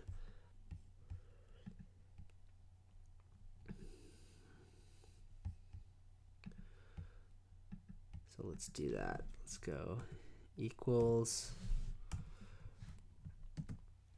185 plus 185 plus 41 divided by 3 divided by 11. So I'm going to get the average cost for a gallon based on that.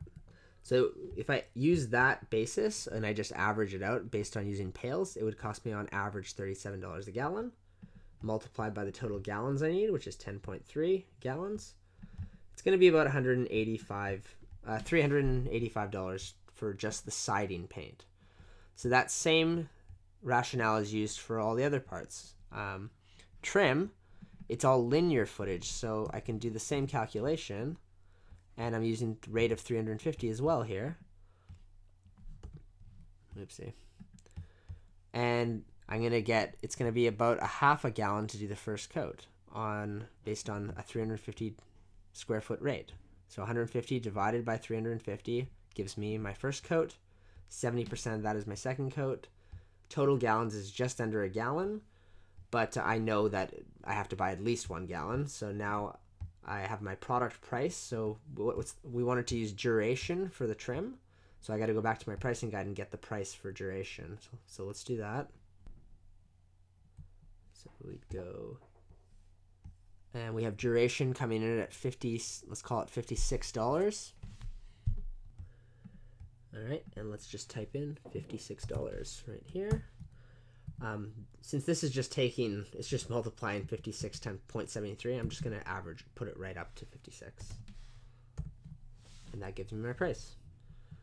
Window frames, if we go and we have 14 window frames. So if we go to our product, to the estimate manual, we can figure out how many window frames we can do with 1 gallon if you actually go to the back of the estimate manual. So let's go check it out. So we're back at the estimate manual. It's at the very back of the estimate manual. It's the very last page, I think, where we find the paint spreads. So we keep going to the back. I think here it is. So finishing coats, estimating paint requirements right here. Finishing coat. So window and door frames. So it's saying we can do 16 window and 16 average window and door frames about with a gallon of paint. Okay, and that's just 1 coat, right? Remember, these are all for 1 coat. Okay, so let's go back and let's put in this rate.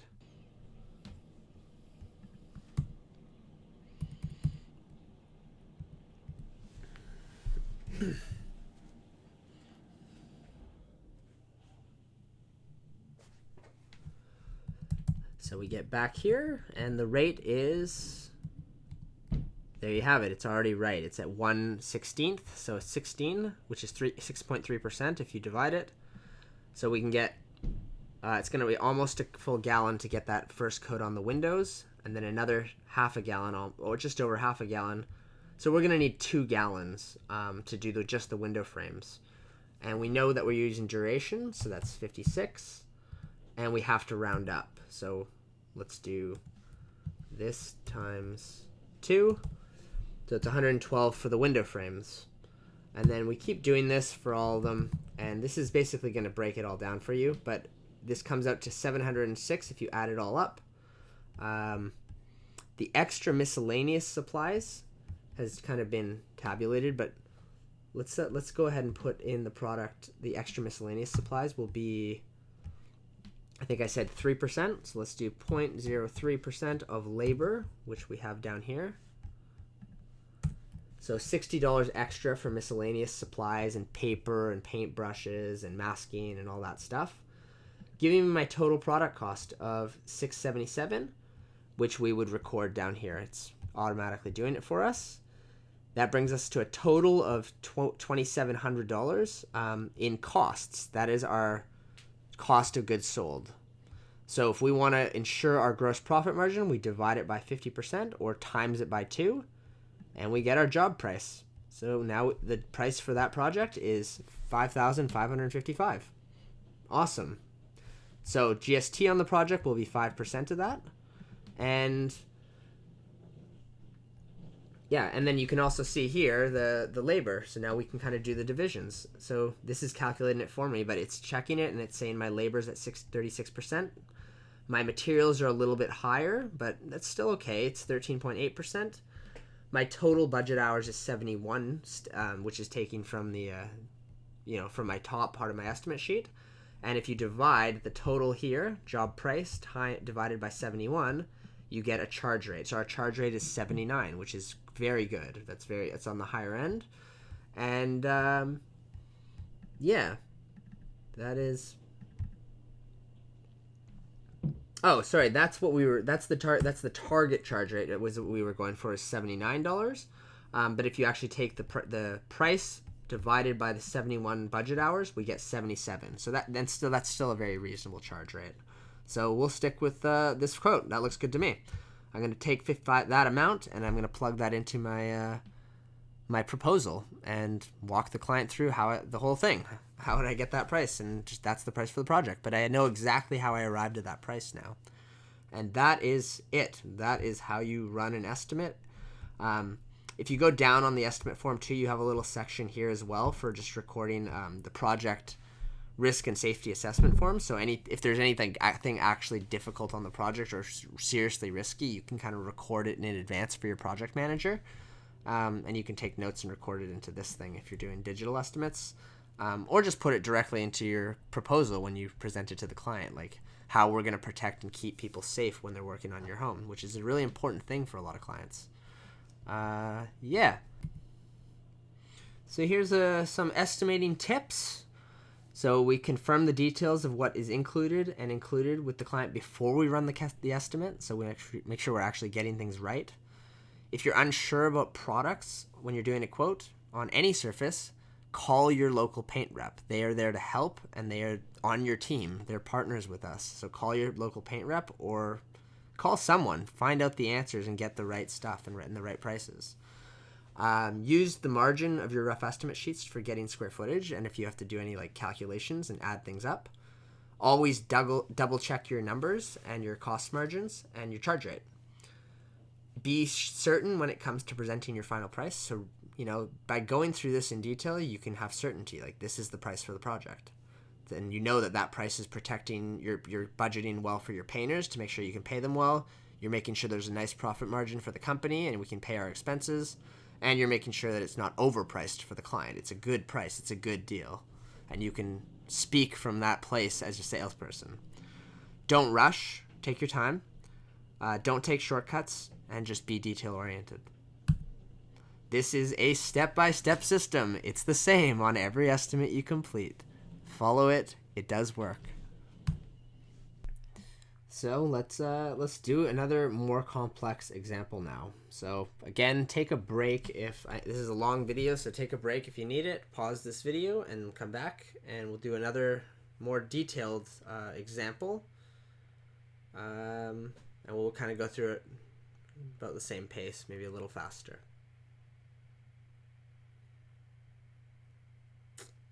Okay, so we get there, we do all of our other steps in the sales process, and then once again, tell me about this project. Tell me what's going on. The client. The client won't always know this detail, but this is an example. But I need all the wood siding done with a solid color stain. I'd like to use Arbor Coat from the Benjamin Moore. Soffit said I don't need them to be stained, but I need a coat of polyurethane, satin polyurethane on them. All the window frames and trim and door frames, I want to do a solid stain over them. They're currently just a semi-transparent stain, and I just want to put a solid color stain over it, like a black solid color stain. The front door and the wooden posts, I want a coat of polyurethane over the wood, just to protect the wood, but I want it to still look the same way. And I like the stain color on there already, so I just want to protect them. The garage door is metal, so it needs to be painted. And then just same colors on the wall. Maybe just an option for restaining the rear deck would be great as well. And looking for a color match, on everything basically. So I have the old can of paint from the last job if you want to have a look at it for the color match. So sales representative. Sounds good. Give me 30 minutes and I'll prepare the quote for you, and then we can walk you through the whole process of working with us. And if it looks good for you and the price is fair, we can get you scheduled. When were you wanting to do this project? May or June is good? Okay, sounds good. I will get to it, and I'll see you in a bit. So, the product that he wants is this guy. You can watch the product video that we have already if you want to learn more about products, but solid color stain is a great product from... Arbor Coat is a great product for solid color stain, and all stains really, whether it's transparent or solid. You can get it from Benjamin Moore. It's expensive, but it is top of market, and it's awesome. So it's kind of a hybrid of oil and water based. It's high end on the market, and we're going to be using it on wood siding. Sheen level is not relevant, so it's not really a sheen. There's no sheen to it really, not in that way. Then on the for the beams of the house, there's some big beams on this next house that we're estimating. They want to put this Arbor Coat semi-transparent stain. So semi-transparent stain doesn't have that solid look. It has like a transparent stain so that you can see the grain of the wood underneath. And this is more of an oil-based product. We're going to use it on the beams. No sheen level. Same thing. It's not applicable. And then this is the polyurethane. So polyurethane is kind of like a protective clear coat that you put over top of stains and various surfaces to protect it, and just like, yeah, it's like a protective clear layer. And you can choose certain sheen levels, so you can have it flat so there's no gloss at all to it. In this case, we're going to use a clear satin, and satin is kind of just a little bit of a gloss, but it's not semi-gloss. It's not a semi-gloss. And then a gloss would be like a full-on gloss, which is what a car would be like, super shiny. So in this case, we're using a satin, and we're going to put it on the soffits, the posts, and the front door just for one coat. So here is the house. This is the house actually after we painted it. This was this year. So it's not a... Yeah, this is the after result, but we're going to quote it as if it was, we're repainting it. So we're doing all the siding, all these window frames and door frames, and we are doing these beams. We actually ended up having to put like a stain on. So we didn't actually stain them. We just sanded them down, and then we put the clear coat. So that's actually the natural look of the wood, which is really beautiful. And then all these soffits, they already had a really nice stain on them, so we didn't actually have to stain those either. We just had to put a clear coat to protect that what was already there. So you just have to wash them and then put the clear coat on. Just one coat is good for that product. You can put another one, but you don't need to. Depends on the client, though. Then we got a post here, and then the front door is also just it's a really nice color already, just naturally. So we're just going to put a clear coat of polyurethane on there. So first step is prep. Here's some more photos of the house. So first step, again, prep. So you have a look at this thing. We don't have to, with stain, you don't have to do any priming. And this house in particular was in excellent condition, so there wasn't really much prep at all. But to do those beams properly and to get all the mildew off of the beams before we could actually put a polyurethane on it, first we had to sand the hell out of them, which took a long time. So we got tons of 30-minute prep spots, and they were actually quite difficult. It's because it's so high up. We had to go on a big 40-foot ladder and like sand these things from the ladder. So these are all the different ladder placements that, as an estimator, I would assume like you're gonna have to go up one ladder placement at a time and sand an entire area. So you have to do that on both sides. So I've kind of double all of these different preps times 2 because we have another beam over here. So that gives us our total. So you got left side beam, 10 30-minute prep spots, which is 5.5 hours. Then you have to double it because you're doing one on each side, giving us an 11 hours of total prep. And this prep time includes just setting up the ladder and sanding.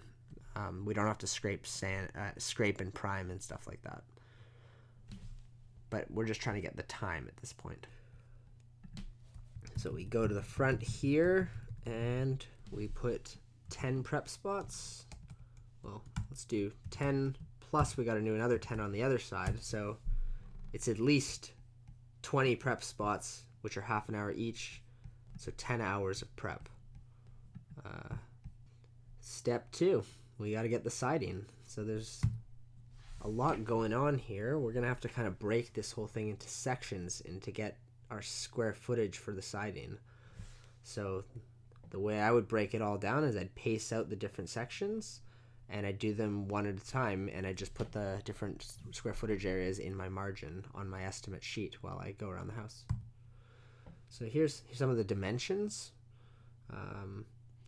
Yeah, and you can kind of figure it out using the basic rules of thumb, like 10 feet for an average story and 3 feet per step you take, and you pace across the house.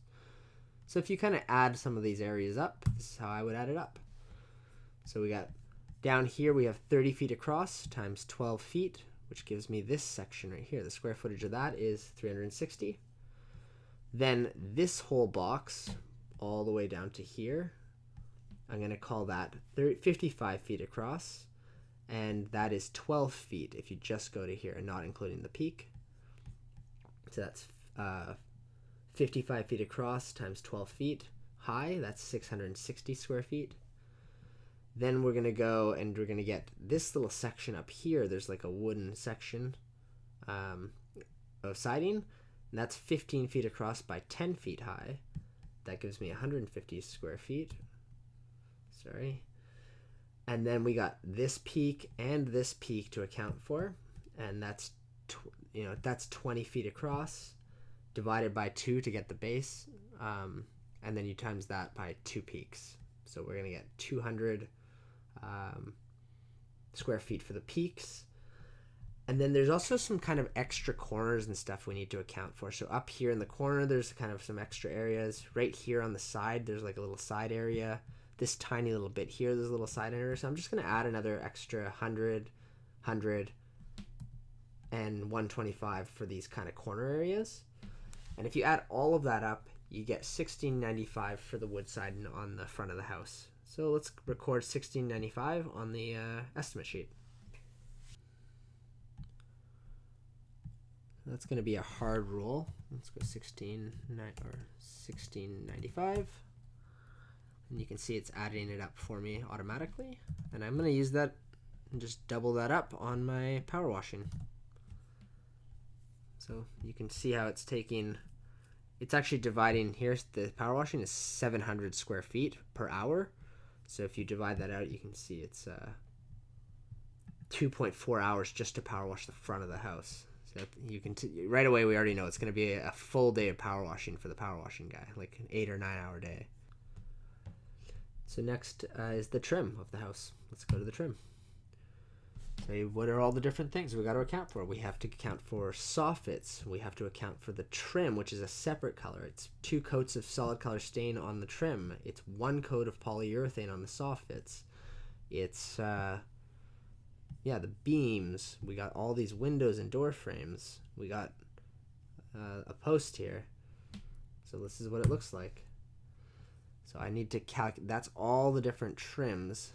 So if you add up all of these, there's a little piece going across here and across here. We're not doing the gutters, but it's the trim right under it.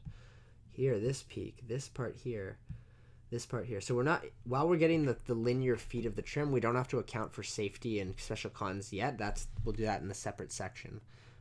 We just need the linear feet at this point.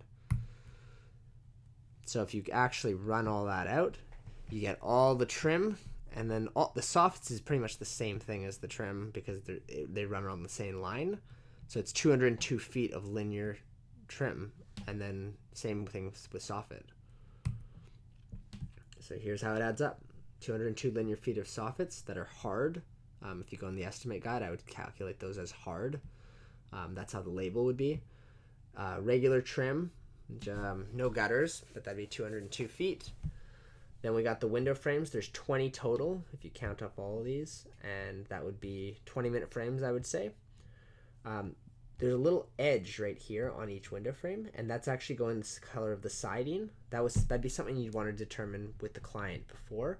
If we're painting all the edges of each window, I'd actually bump these windows up to probably like 30-minute windows at least for all the windows, which actually adds quite a significant amount of time when you calculate these all is 30 minutes plus second coat. Then we got the front door here. It's just one front door, which is a 45-minute door. And then we have the polyurethane on these beams right here. If you actually just kind of look at these, that's where I'm getting these numbers here: 15, 15, 20, 5, 5, 5. That's these 5, 5, 5, 20, 15, 15, and then multiplied by 2 because there's 2 beams. And that gives me 130, and I'm going to use a rate of 15 an hour for the beams. So let's put that into our estimate sheet. So we'd come to this part here, and let's go to the trim. So soffit rule, we're going to make these difficult, and let's go with 202 for the soffits. Trim, we have 202. We got 20-minute windows. We had 2 20-minute door frames. We had 1 45-minute door. And then we also had some extra, we had the big beams. So let's put the beams in at hard. And let's do that that was 130.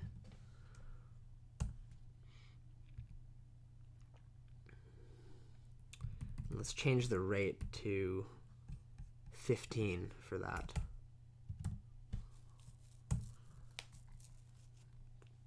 It gives me a much better assessment on it. So that gives me, first coat is 8.76 hours. I might even use 10 feet an hour because it's so difficult. So that would be 13 hours for a coat on each of those beams. There is no second coat because it's polyurethane, so we're not even going to have a second coat. I'm just going to delete it. Same with the soffits there. There's no second coat, so I'm just going to delete it. So it'd be 10 hours to do the soffits with one coat of polyurethane. Right? Cool. Right, so I'd record that. I'd write that into my rough estimate if I was doing this by hand. And we are off to the next step. Power washing, we already recorded it because when we did the siding, so we just take the same number, put that into our estimate sheet. Safety and special cons. So have a look here and look at all the areas. I'll give you some pointers, but any roof over 10 feet where the fall could be over 10 feet and you're standing on it, you need to set up by WCB regulation standards, you have to set up a safety harness. So have a look at this roof and decide where we'll be when we're doing the work, where we're going to have to stand on the roof and set up stuff before we can actually start painting. Or any other special cons you might see.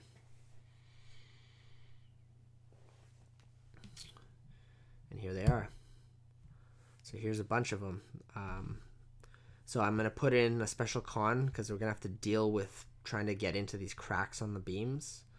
I'm going to put in a safety setup to get to this beam because there might be some issues here trying to put the ladder on this sloped driveway. Same thing on this side. I'm going to have to do the same thing on this beam. Standing on this roof's going to be an issue, so that's, safety setup to put a harness on to get to this trim, and this part's up here. I'd probably set it up so that I can do my trim and the polyurethane all at the same time from one safety setup. And this is stuff the operations manager will have to get very efficient in is planning projects. But we want to be estimating for how projects usually get planned. There's going to be a safety setup to get onto this roof as well, and in which case we'll also want to do all these things at the same time, right? There's wooden window trims. There is the green trim. There's the black trim. There's the polyurethane on the undercoat here. So it's going to be 3 trips up there, really, or you do it all at once. So I might even have to double the safety setup there. These will all get counted twice. Special cons and safety setup get counted twice for second coat as well. So that gets taken care of through the base calculation. So here's how I would calculate it. Safety setup and takedown is 4 hours. So 1, 2, 3, 4. I might even add another one for right up here. So make that a 5. Special considerations to get behind the beams. So I'd say 3 per beam. And there's 2 beams. So maybe that's 6 special cons total to get behind these beams. And this number sign is actually probably going to have to come off as well. So I would actually change that to a 7. So let's do 7 special cons and 5 safety setups.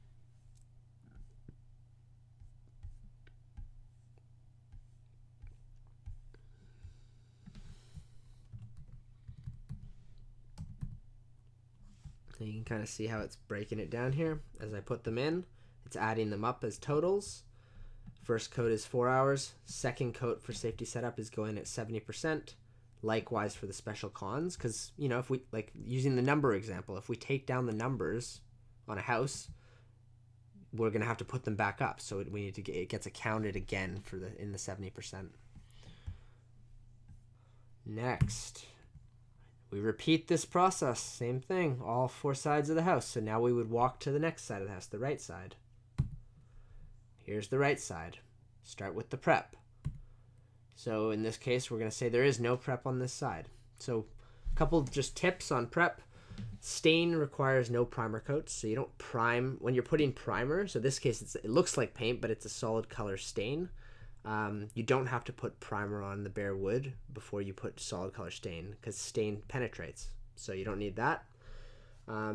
Stain doesn't peel; it fades over time generally. So when you look at a house, you can usually tell if it's stain or paint by just how it looks. Like the paint will be all peely. Stain will just look a lot more faded, and it won't really be as peeled. And then this house in particular is being brushed. We actually ended up brushing this house and rolling because we didn't actually spray it, so we didn't have to do masking.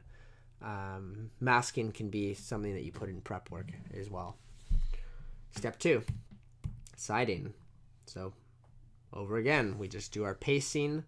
You can see right here, right away, this is 10 feet section. That's another 10-foot section. And then this one's another 10-foot section. So I get 30 feet times 40, giving me my siding, because it's basically a big rectangle. 30 times 40 gives me 1,200 square feet for siding. Let's fill that in, and this is hard roll siding. It's got lots of rivets, and it's not super flat or anything. So 1,200 square feet of that. Okay, back up to the top. 1,200, and let's just multiply that 1,200, put that directly into our cleaning. Now we're at 4.1 hours for washing. All right, so let's head over to the trim. So where do you see trim on the house right now? Boom, there they are. So we're gonna paste them all out, and we can see that it's 40 feet of trim. There's 10 feet, 10 feet, so we got 70 feet of trim. And then we also, consequently of that, is we have 70 feet of soffits as well. Window frames, I see one window frame. Door frame, there's one door frame there at the bottom. I don't believe we were painting that door, so we're not going to paint the door. And then we go ahead and we input all that into our rough estimate sheet. So let's do that. Okay, so we got 70 feet of soffit. We're only going to be putting one coat of polyurethane on it. Then we've got 70 feet of regular trim. We have one 20-minute window frame, one 20-minute door frame, no doors, and that's it. All right, next step, power washing. Same thing as our siding, so we already know that, and we've already put that in on our estimate sheet. However, we're also going to add 4 special cons or an hour for hard ladder replacements for the power washer to account for these spots right here. So I'm going to actually go back and put that in on the power washing. So I go down to the bottom, and I'm going to add equals 4 special cons for that power washing. All right, now safety and setup, safety and miscellaneous. Like I said, have a look here, see what you see. How many miscellaneous special cons do you see? Things we need to take down. Weird ladder placements, anything that could be an obstacle where we want to allocate some time. And here's what we get. We got 2 special cons because we got to take these gutters off, label them, put them off to the side so that we can paint the siding. And then we've got all these ladder placements. So the way I'm getting 5 of them, 5 special cons here, is I'm taking, here.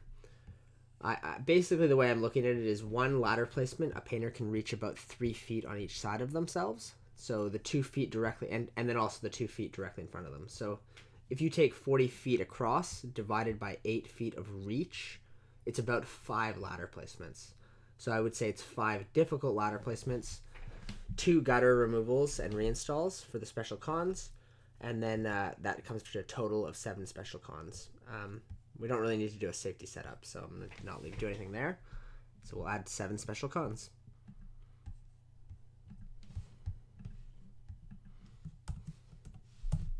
So we get 11 special cons on the right side of the house if you're accounting for power washing as well.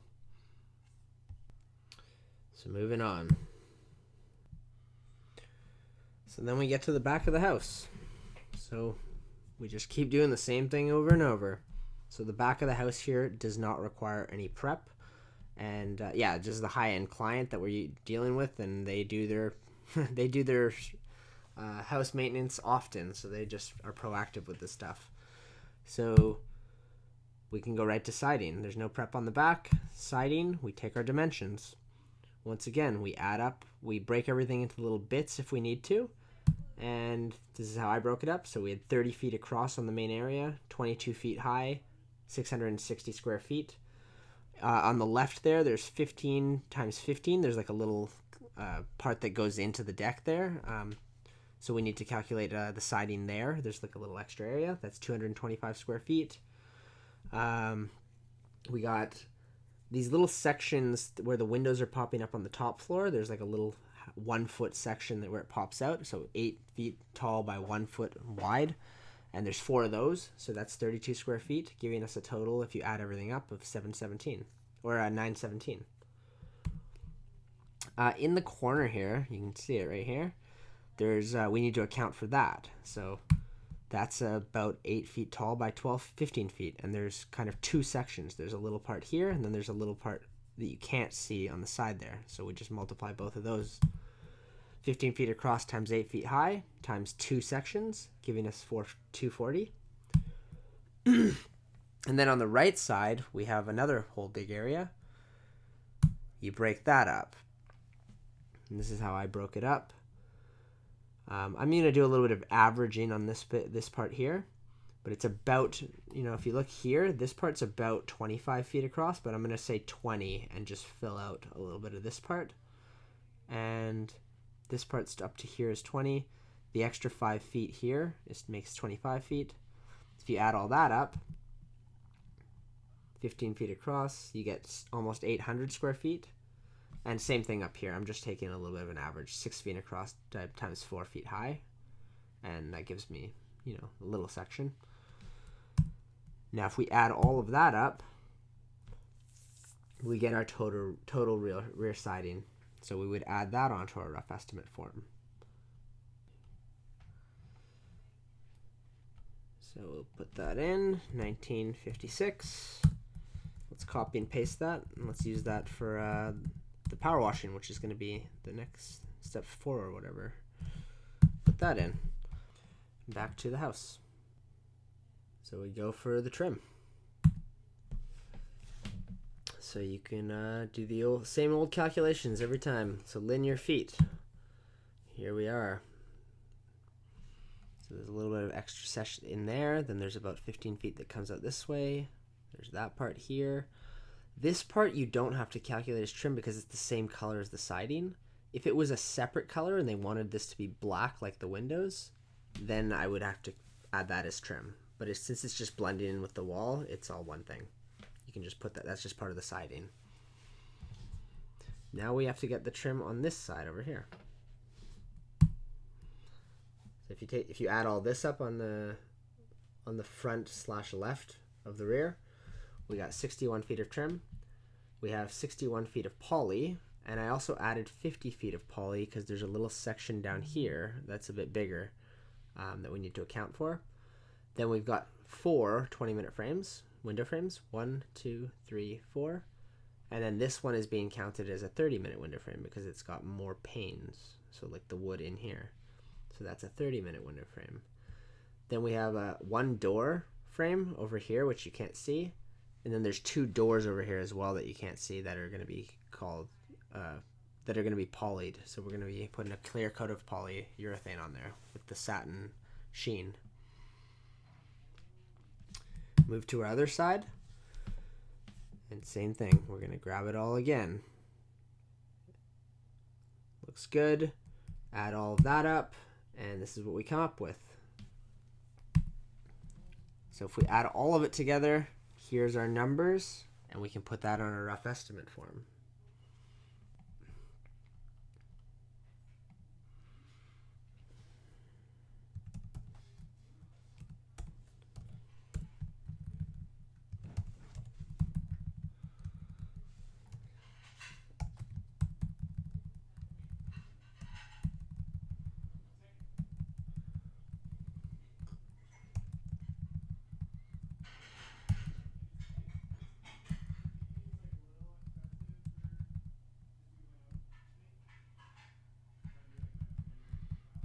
And then we also have one post.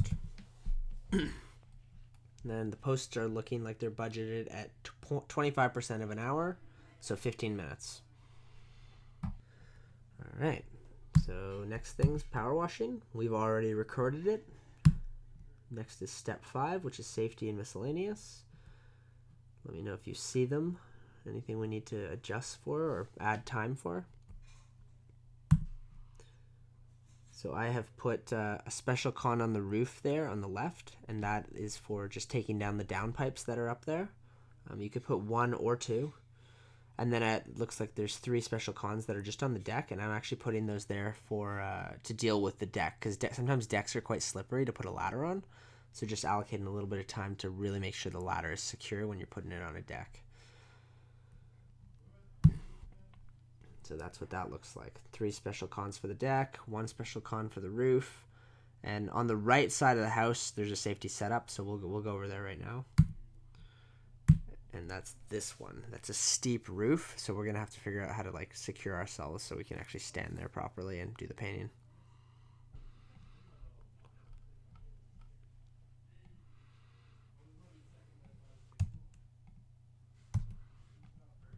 That looks good.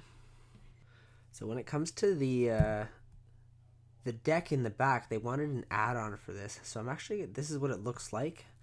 So it actually needs a bit of prep. So it would need a good power wash, and it would need a little bit of scraping and sanding. Since it's a solid color stain, you don't have to prime it, but we do need to put some time aside to do all that prep work.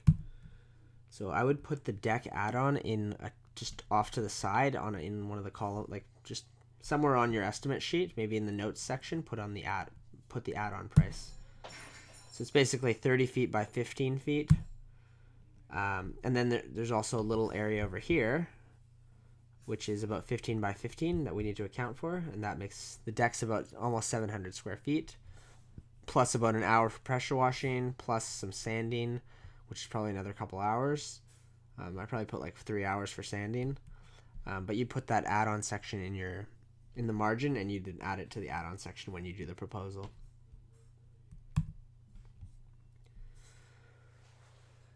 We're at the last side of the house now. So, last side of the house, same steps. Prep, we don't have much prep, but let's just say there's 7 feet of caulking here, so we will add that to our estimate sheet. There's linear feet for caulking, and let's put 7 feet in. It's about 10 minutes. Go back.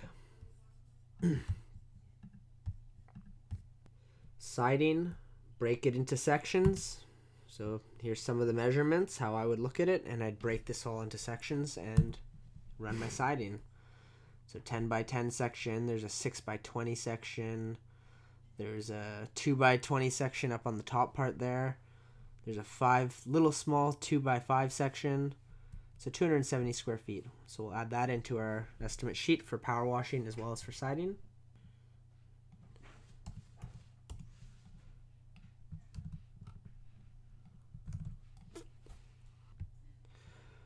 Move to the next section. Same thing for trim. There we go.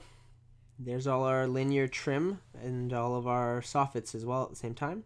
You can see up here, actually, there's that dormer, but we included that on the actual back of the house, so it's already accounted for. To add this up, we got 55 feet of trim, no window frames, 1 door frame, and 1 door. Put all that in.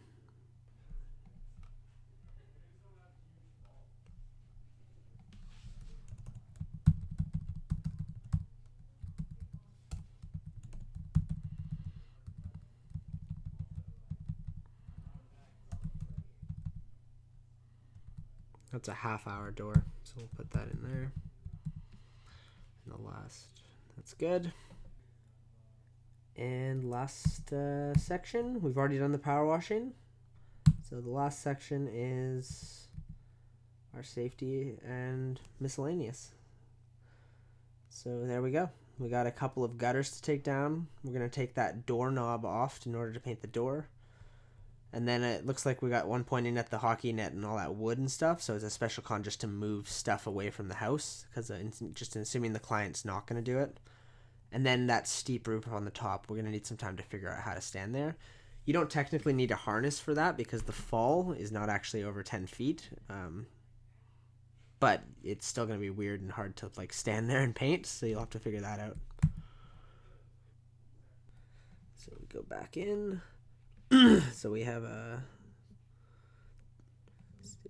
let's do one of these and 4 of these. There we go. So that is it. So we have done step 1 to 5 on all 4 sides of the house. Now we're ready to add up all the totals, calculate our first coat for each of the line items, calculate our second coat for each of the line items. Then we can add all that up to get the total for each line item, add up all the line items, and then calculate your setup and cleanup time by taking the total of everything times 10%, and then you add those together. And then once you have all that, you get the total hours. And that's what this is all about, getting the total hours for the project. Multiply that total hours by your average labor rate, which includes the burden rate, and you get your total cost of labor, which then you record on the back of the sheet. So you can see how everything's breaking it. You'll have to do this manually if you're using the hard copy. So like this print estimate where you just fill it all in. Here's all your rates. For the digital version here that I'm using, it does it for me. I can see there is no second coat for power washing, so it's 7.3 hours for the power washing, and that is assuming a 700 square feet an hour, which is pretty high rate, and that's because it was such a clean house. You will base it on how clean the house is. If it's filthy, an absolutely filthy house, you probably use more like a 400 or 500 square foot rate. Prep spots. The only thing we got to do is those beams at the front. So we had 20-minute prep spots to sand those beams down so that we can put the polyurethane. So that's 20 areas that are going to take 0.5 of an hour. So 10 hours total. 0.12 of an hour for caulking. Total square footage is 5,100 square feet. The rate is 110 for hard siding or hard roll. So 5121 divided by 110 gives me 46 hours for first coat. Second coat's coming out at 70% of the first coat, almost 80 hours total if you add those together to get your hard roll siding. Now with such a detailed estimate, this is really great for actually putting on your job cost cards for like when you give it to a painting team. They can actually break down their hours and plan their project and their productivity around these estimates, which is awesome.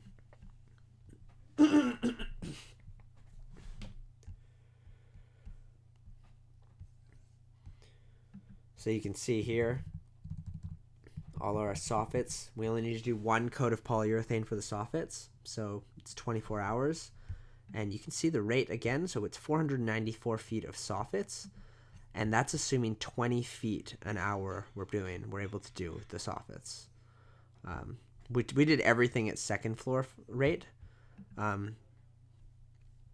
If it was more first floor rate, we'd do 25, but you're basing it on difficulty. But this is a hard house, so I'm just going to use all of it second floor rate of 20 feet. So 20 feet an hour, so it's 494 divided by 20. It's giving me the first coat, and we only need 1 coat, so 24 hours.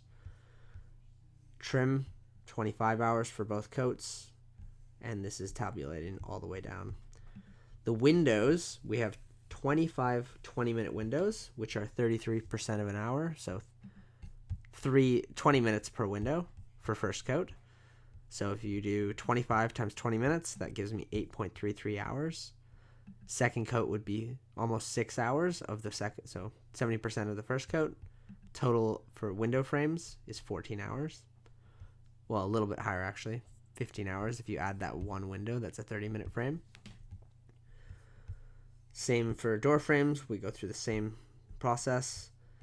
Doors, we have 3 45-minute doors, which means 2 hours and 25 minutes, 0.25, for first coat. Another 1.5 hours for second coating them.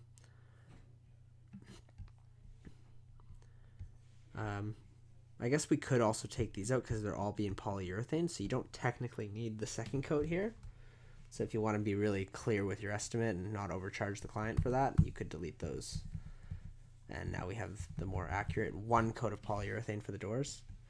You got to make sure you're actually, all this, the way you're thinking about it has to get recorded in the details of how you present the contract when you actually write the contract.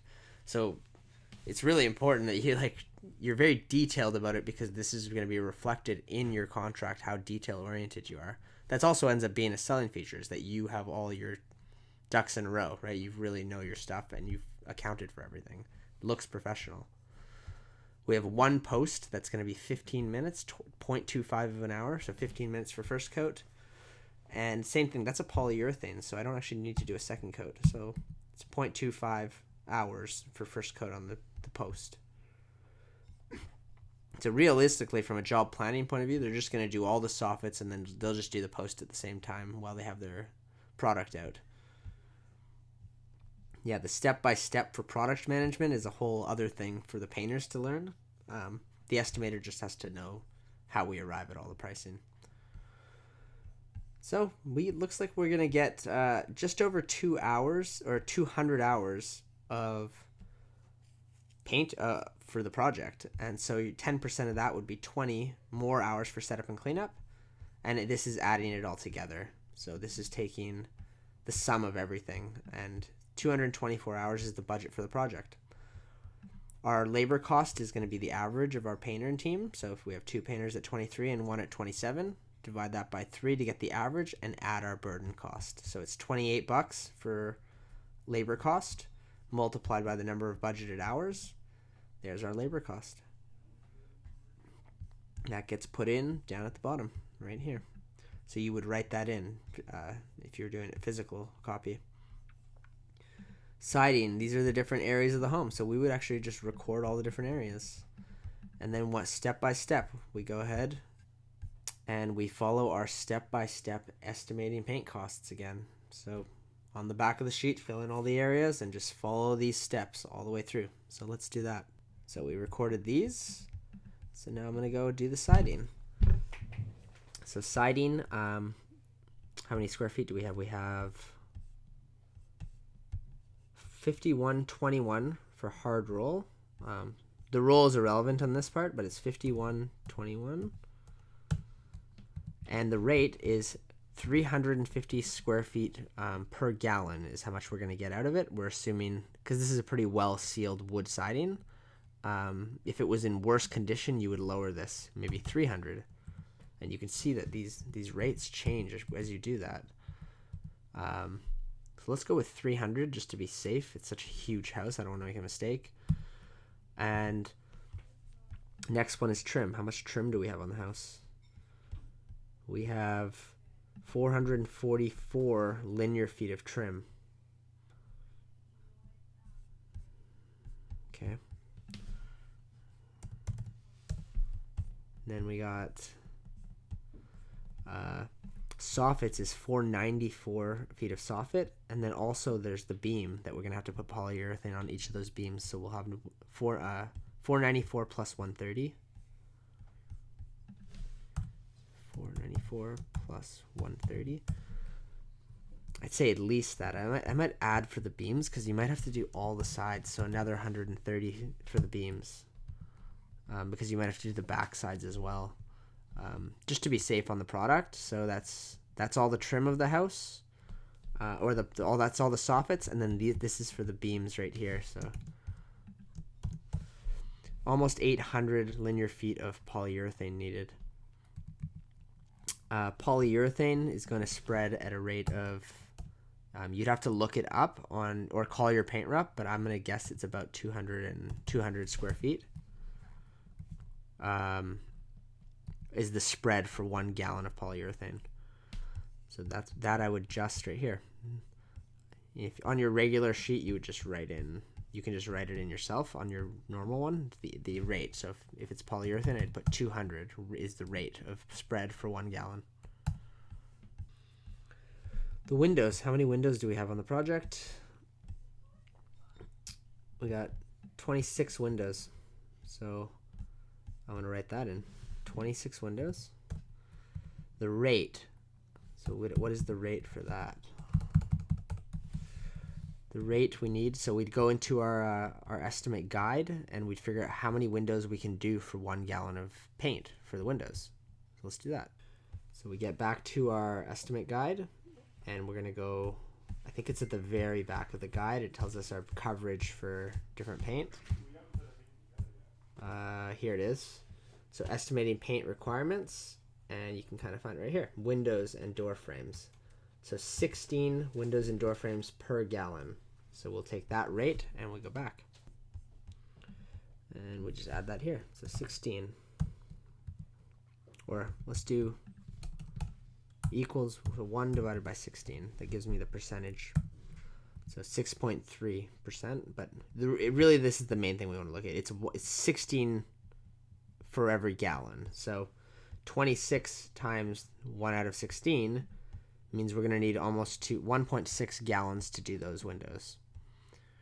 And then the doors, we do the same thing. I think it was 5 doors.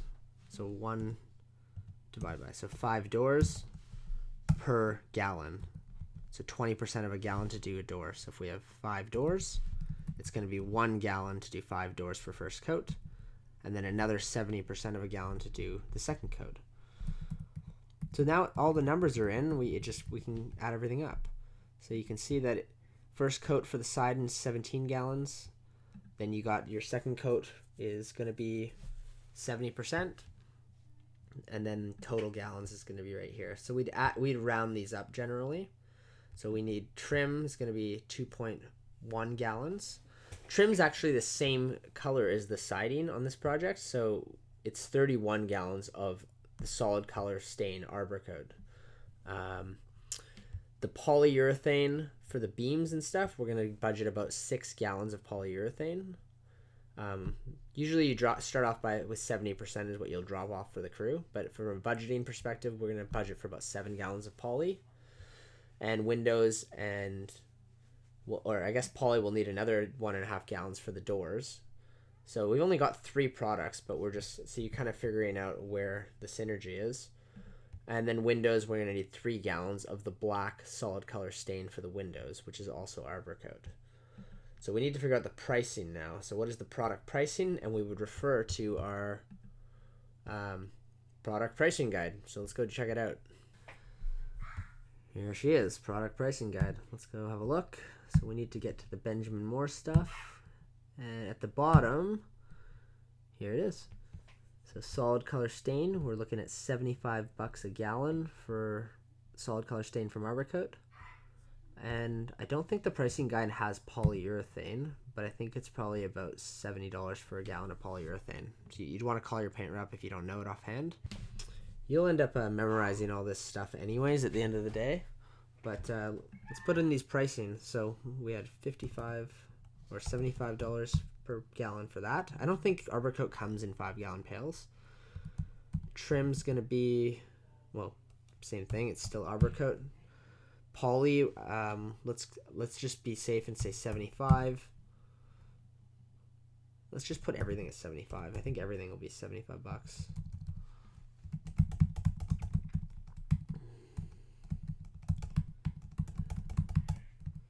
All right, there we go. There's all our pricing.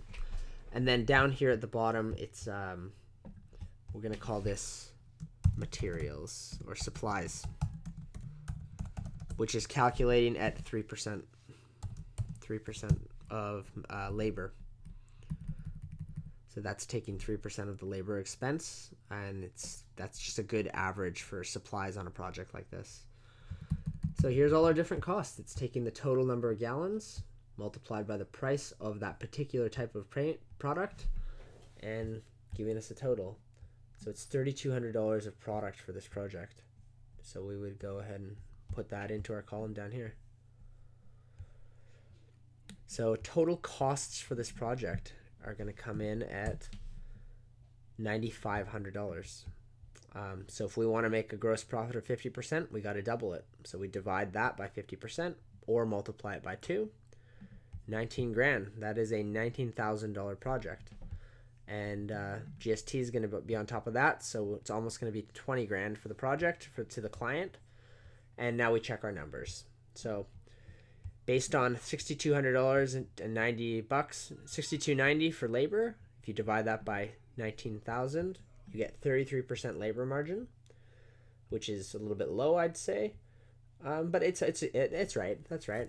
And then the materials is on the higher side, and I think that's okay because overall we're coming in at the right amount, and it's because we're using super high end paint. Like $75 a gallon is expensive, but I think I'm okay with that.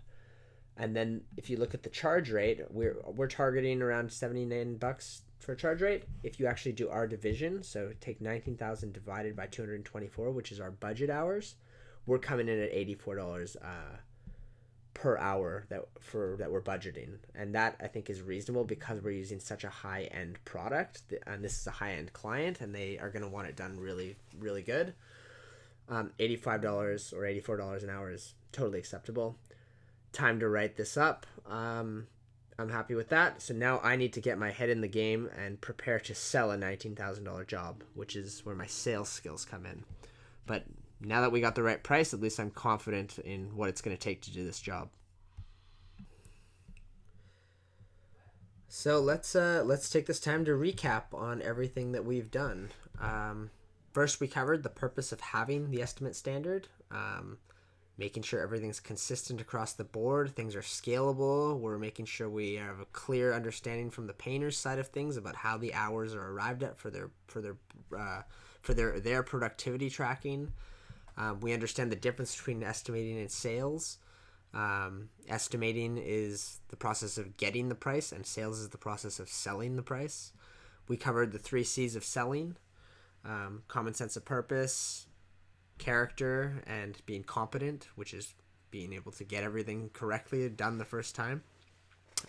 We covered the key financial terms we need in order to run estimates, and then we walked through how to run estimates step by step.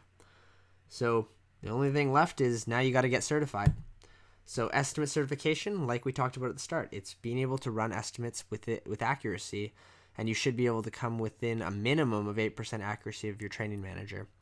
So if you're a training manager watching this is what you need your guys to get to. That's what we need to get. You need to be certified. So there is an estimate certification document, which you can get from the Resource Center, just so you're clear on what you need to do to attain it. Certification, but it's really these 5 things. It's just being able to get within 8% accuracy on all the 5 different areas when you're estimating, including the paint pricing, within 8% in each category. So the only other question that we need to ask is, where do estimates actually come from? And that will be what we'll covering next in the next the next training module. We'll be getting into marketing and how to generate the very estimates that we need to estimate. where do the jobs come from, right? So break, and we'll see you in the next training.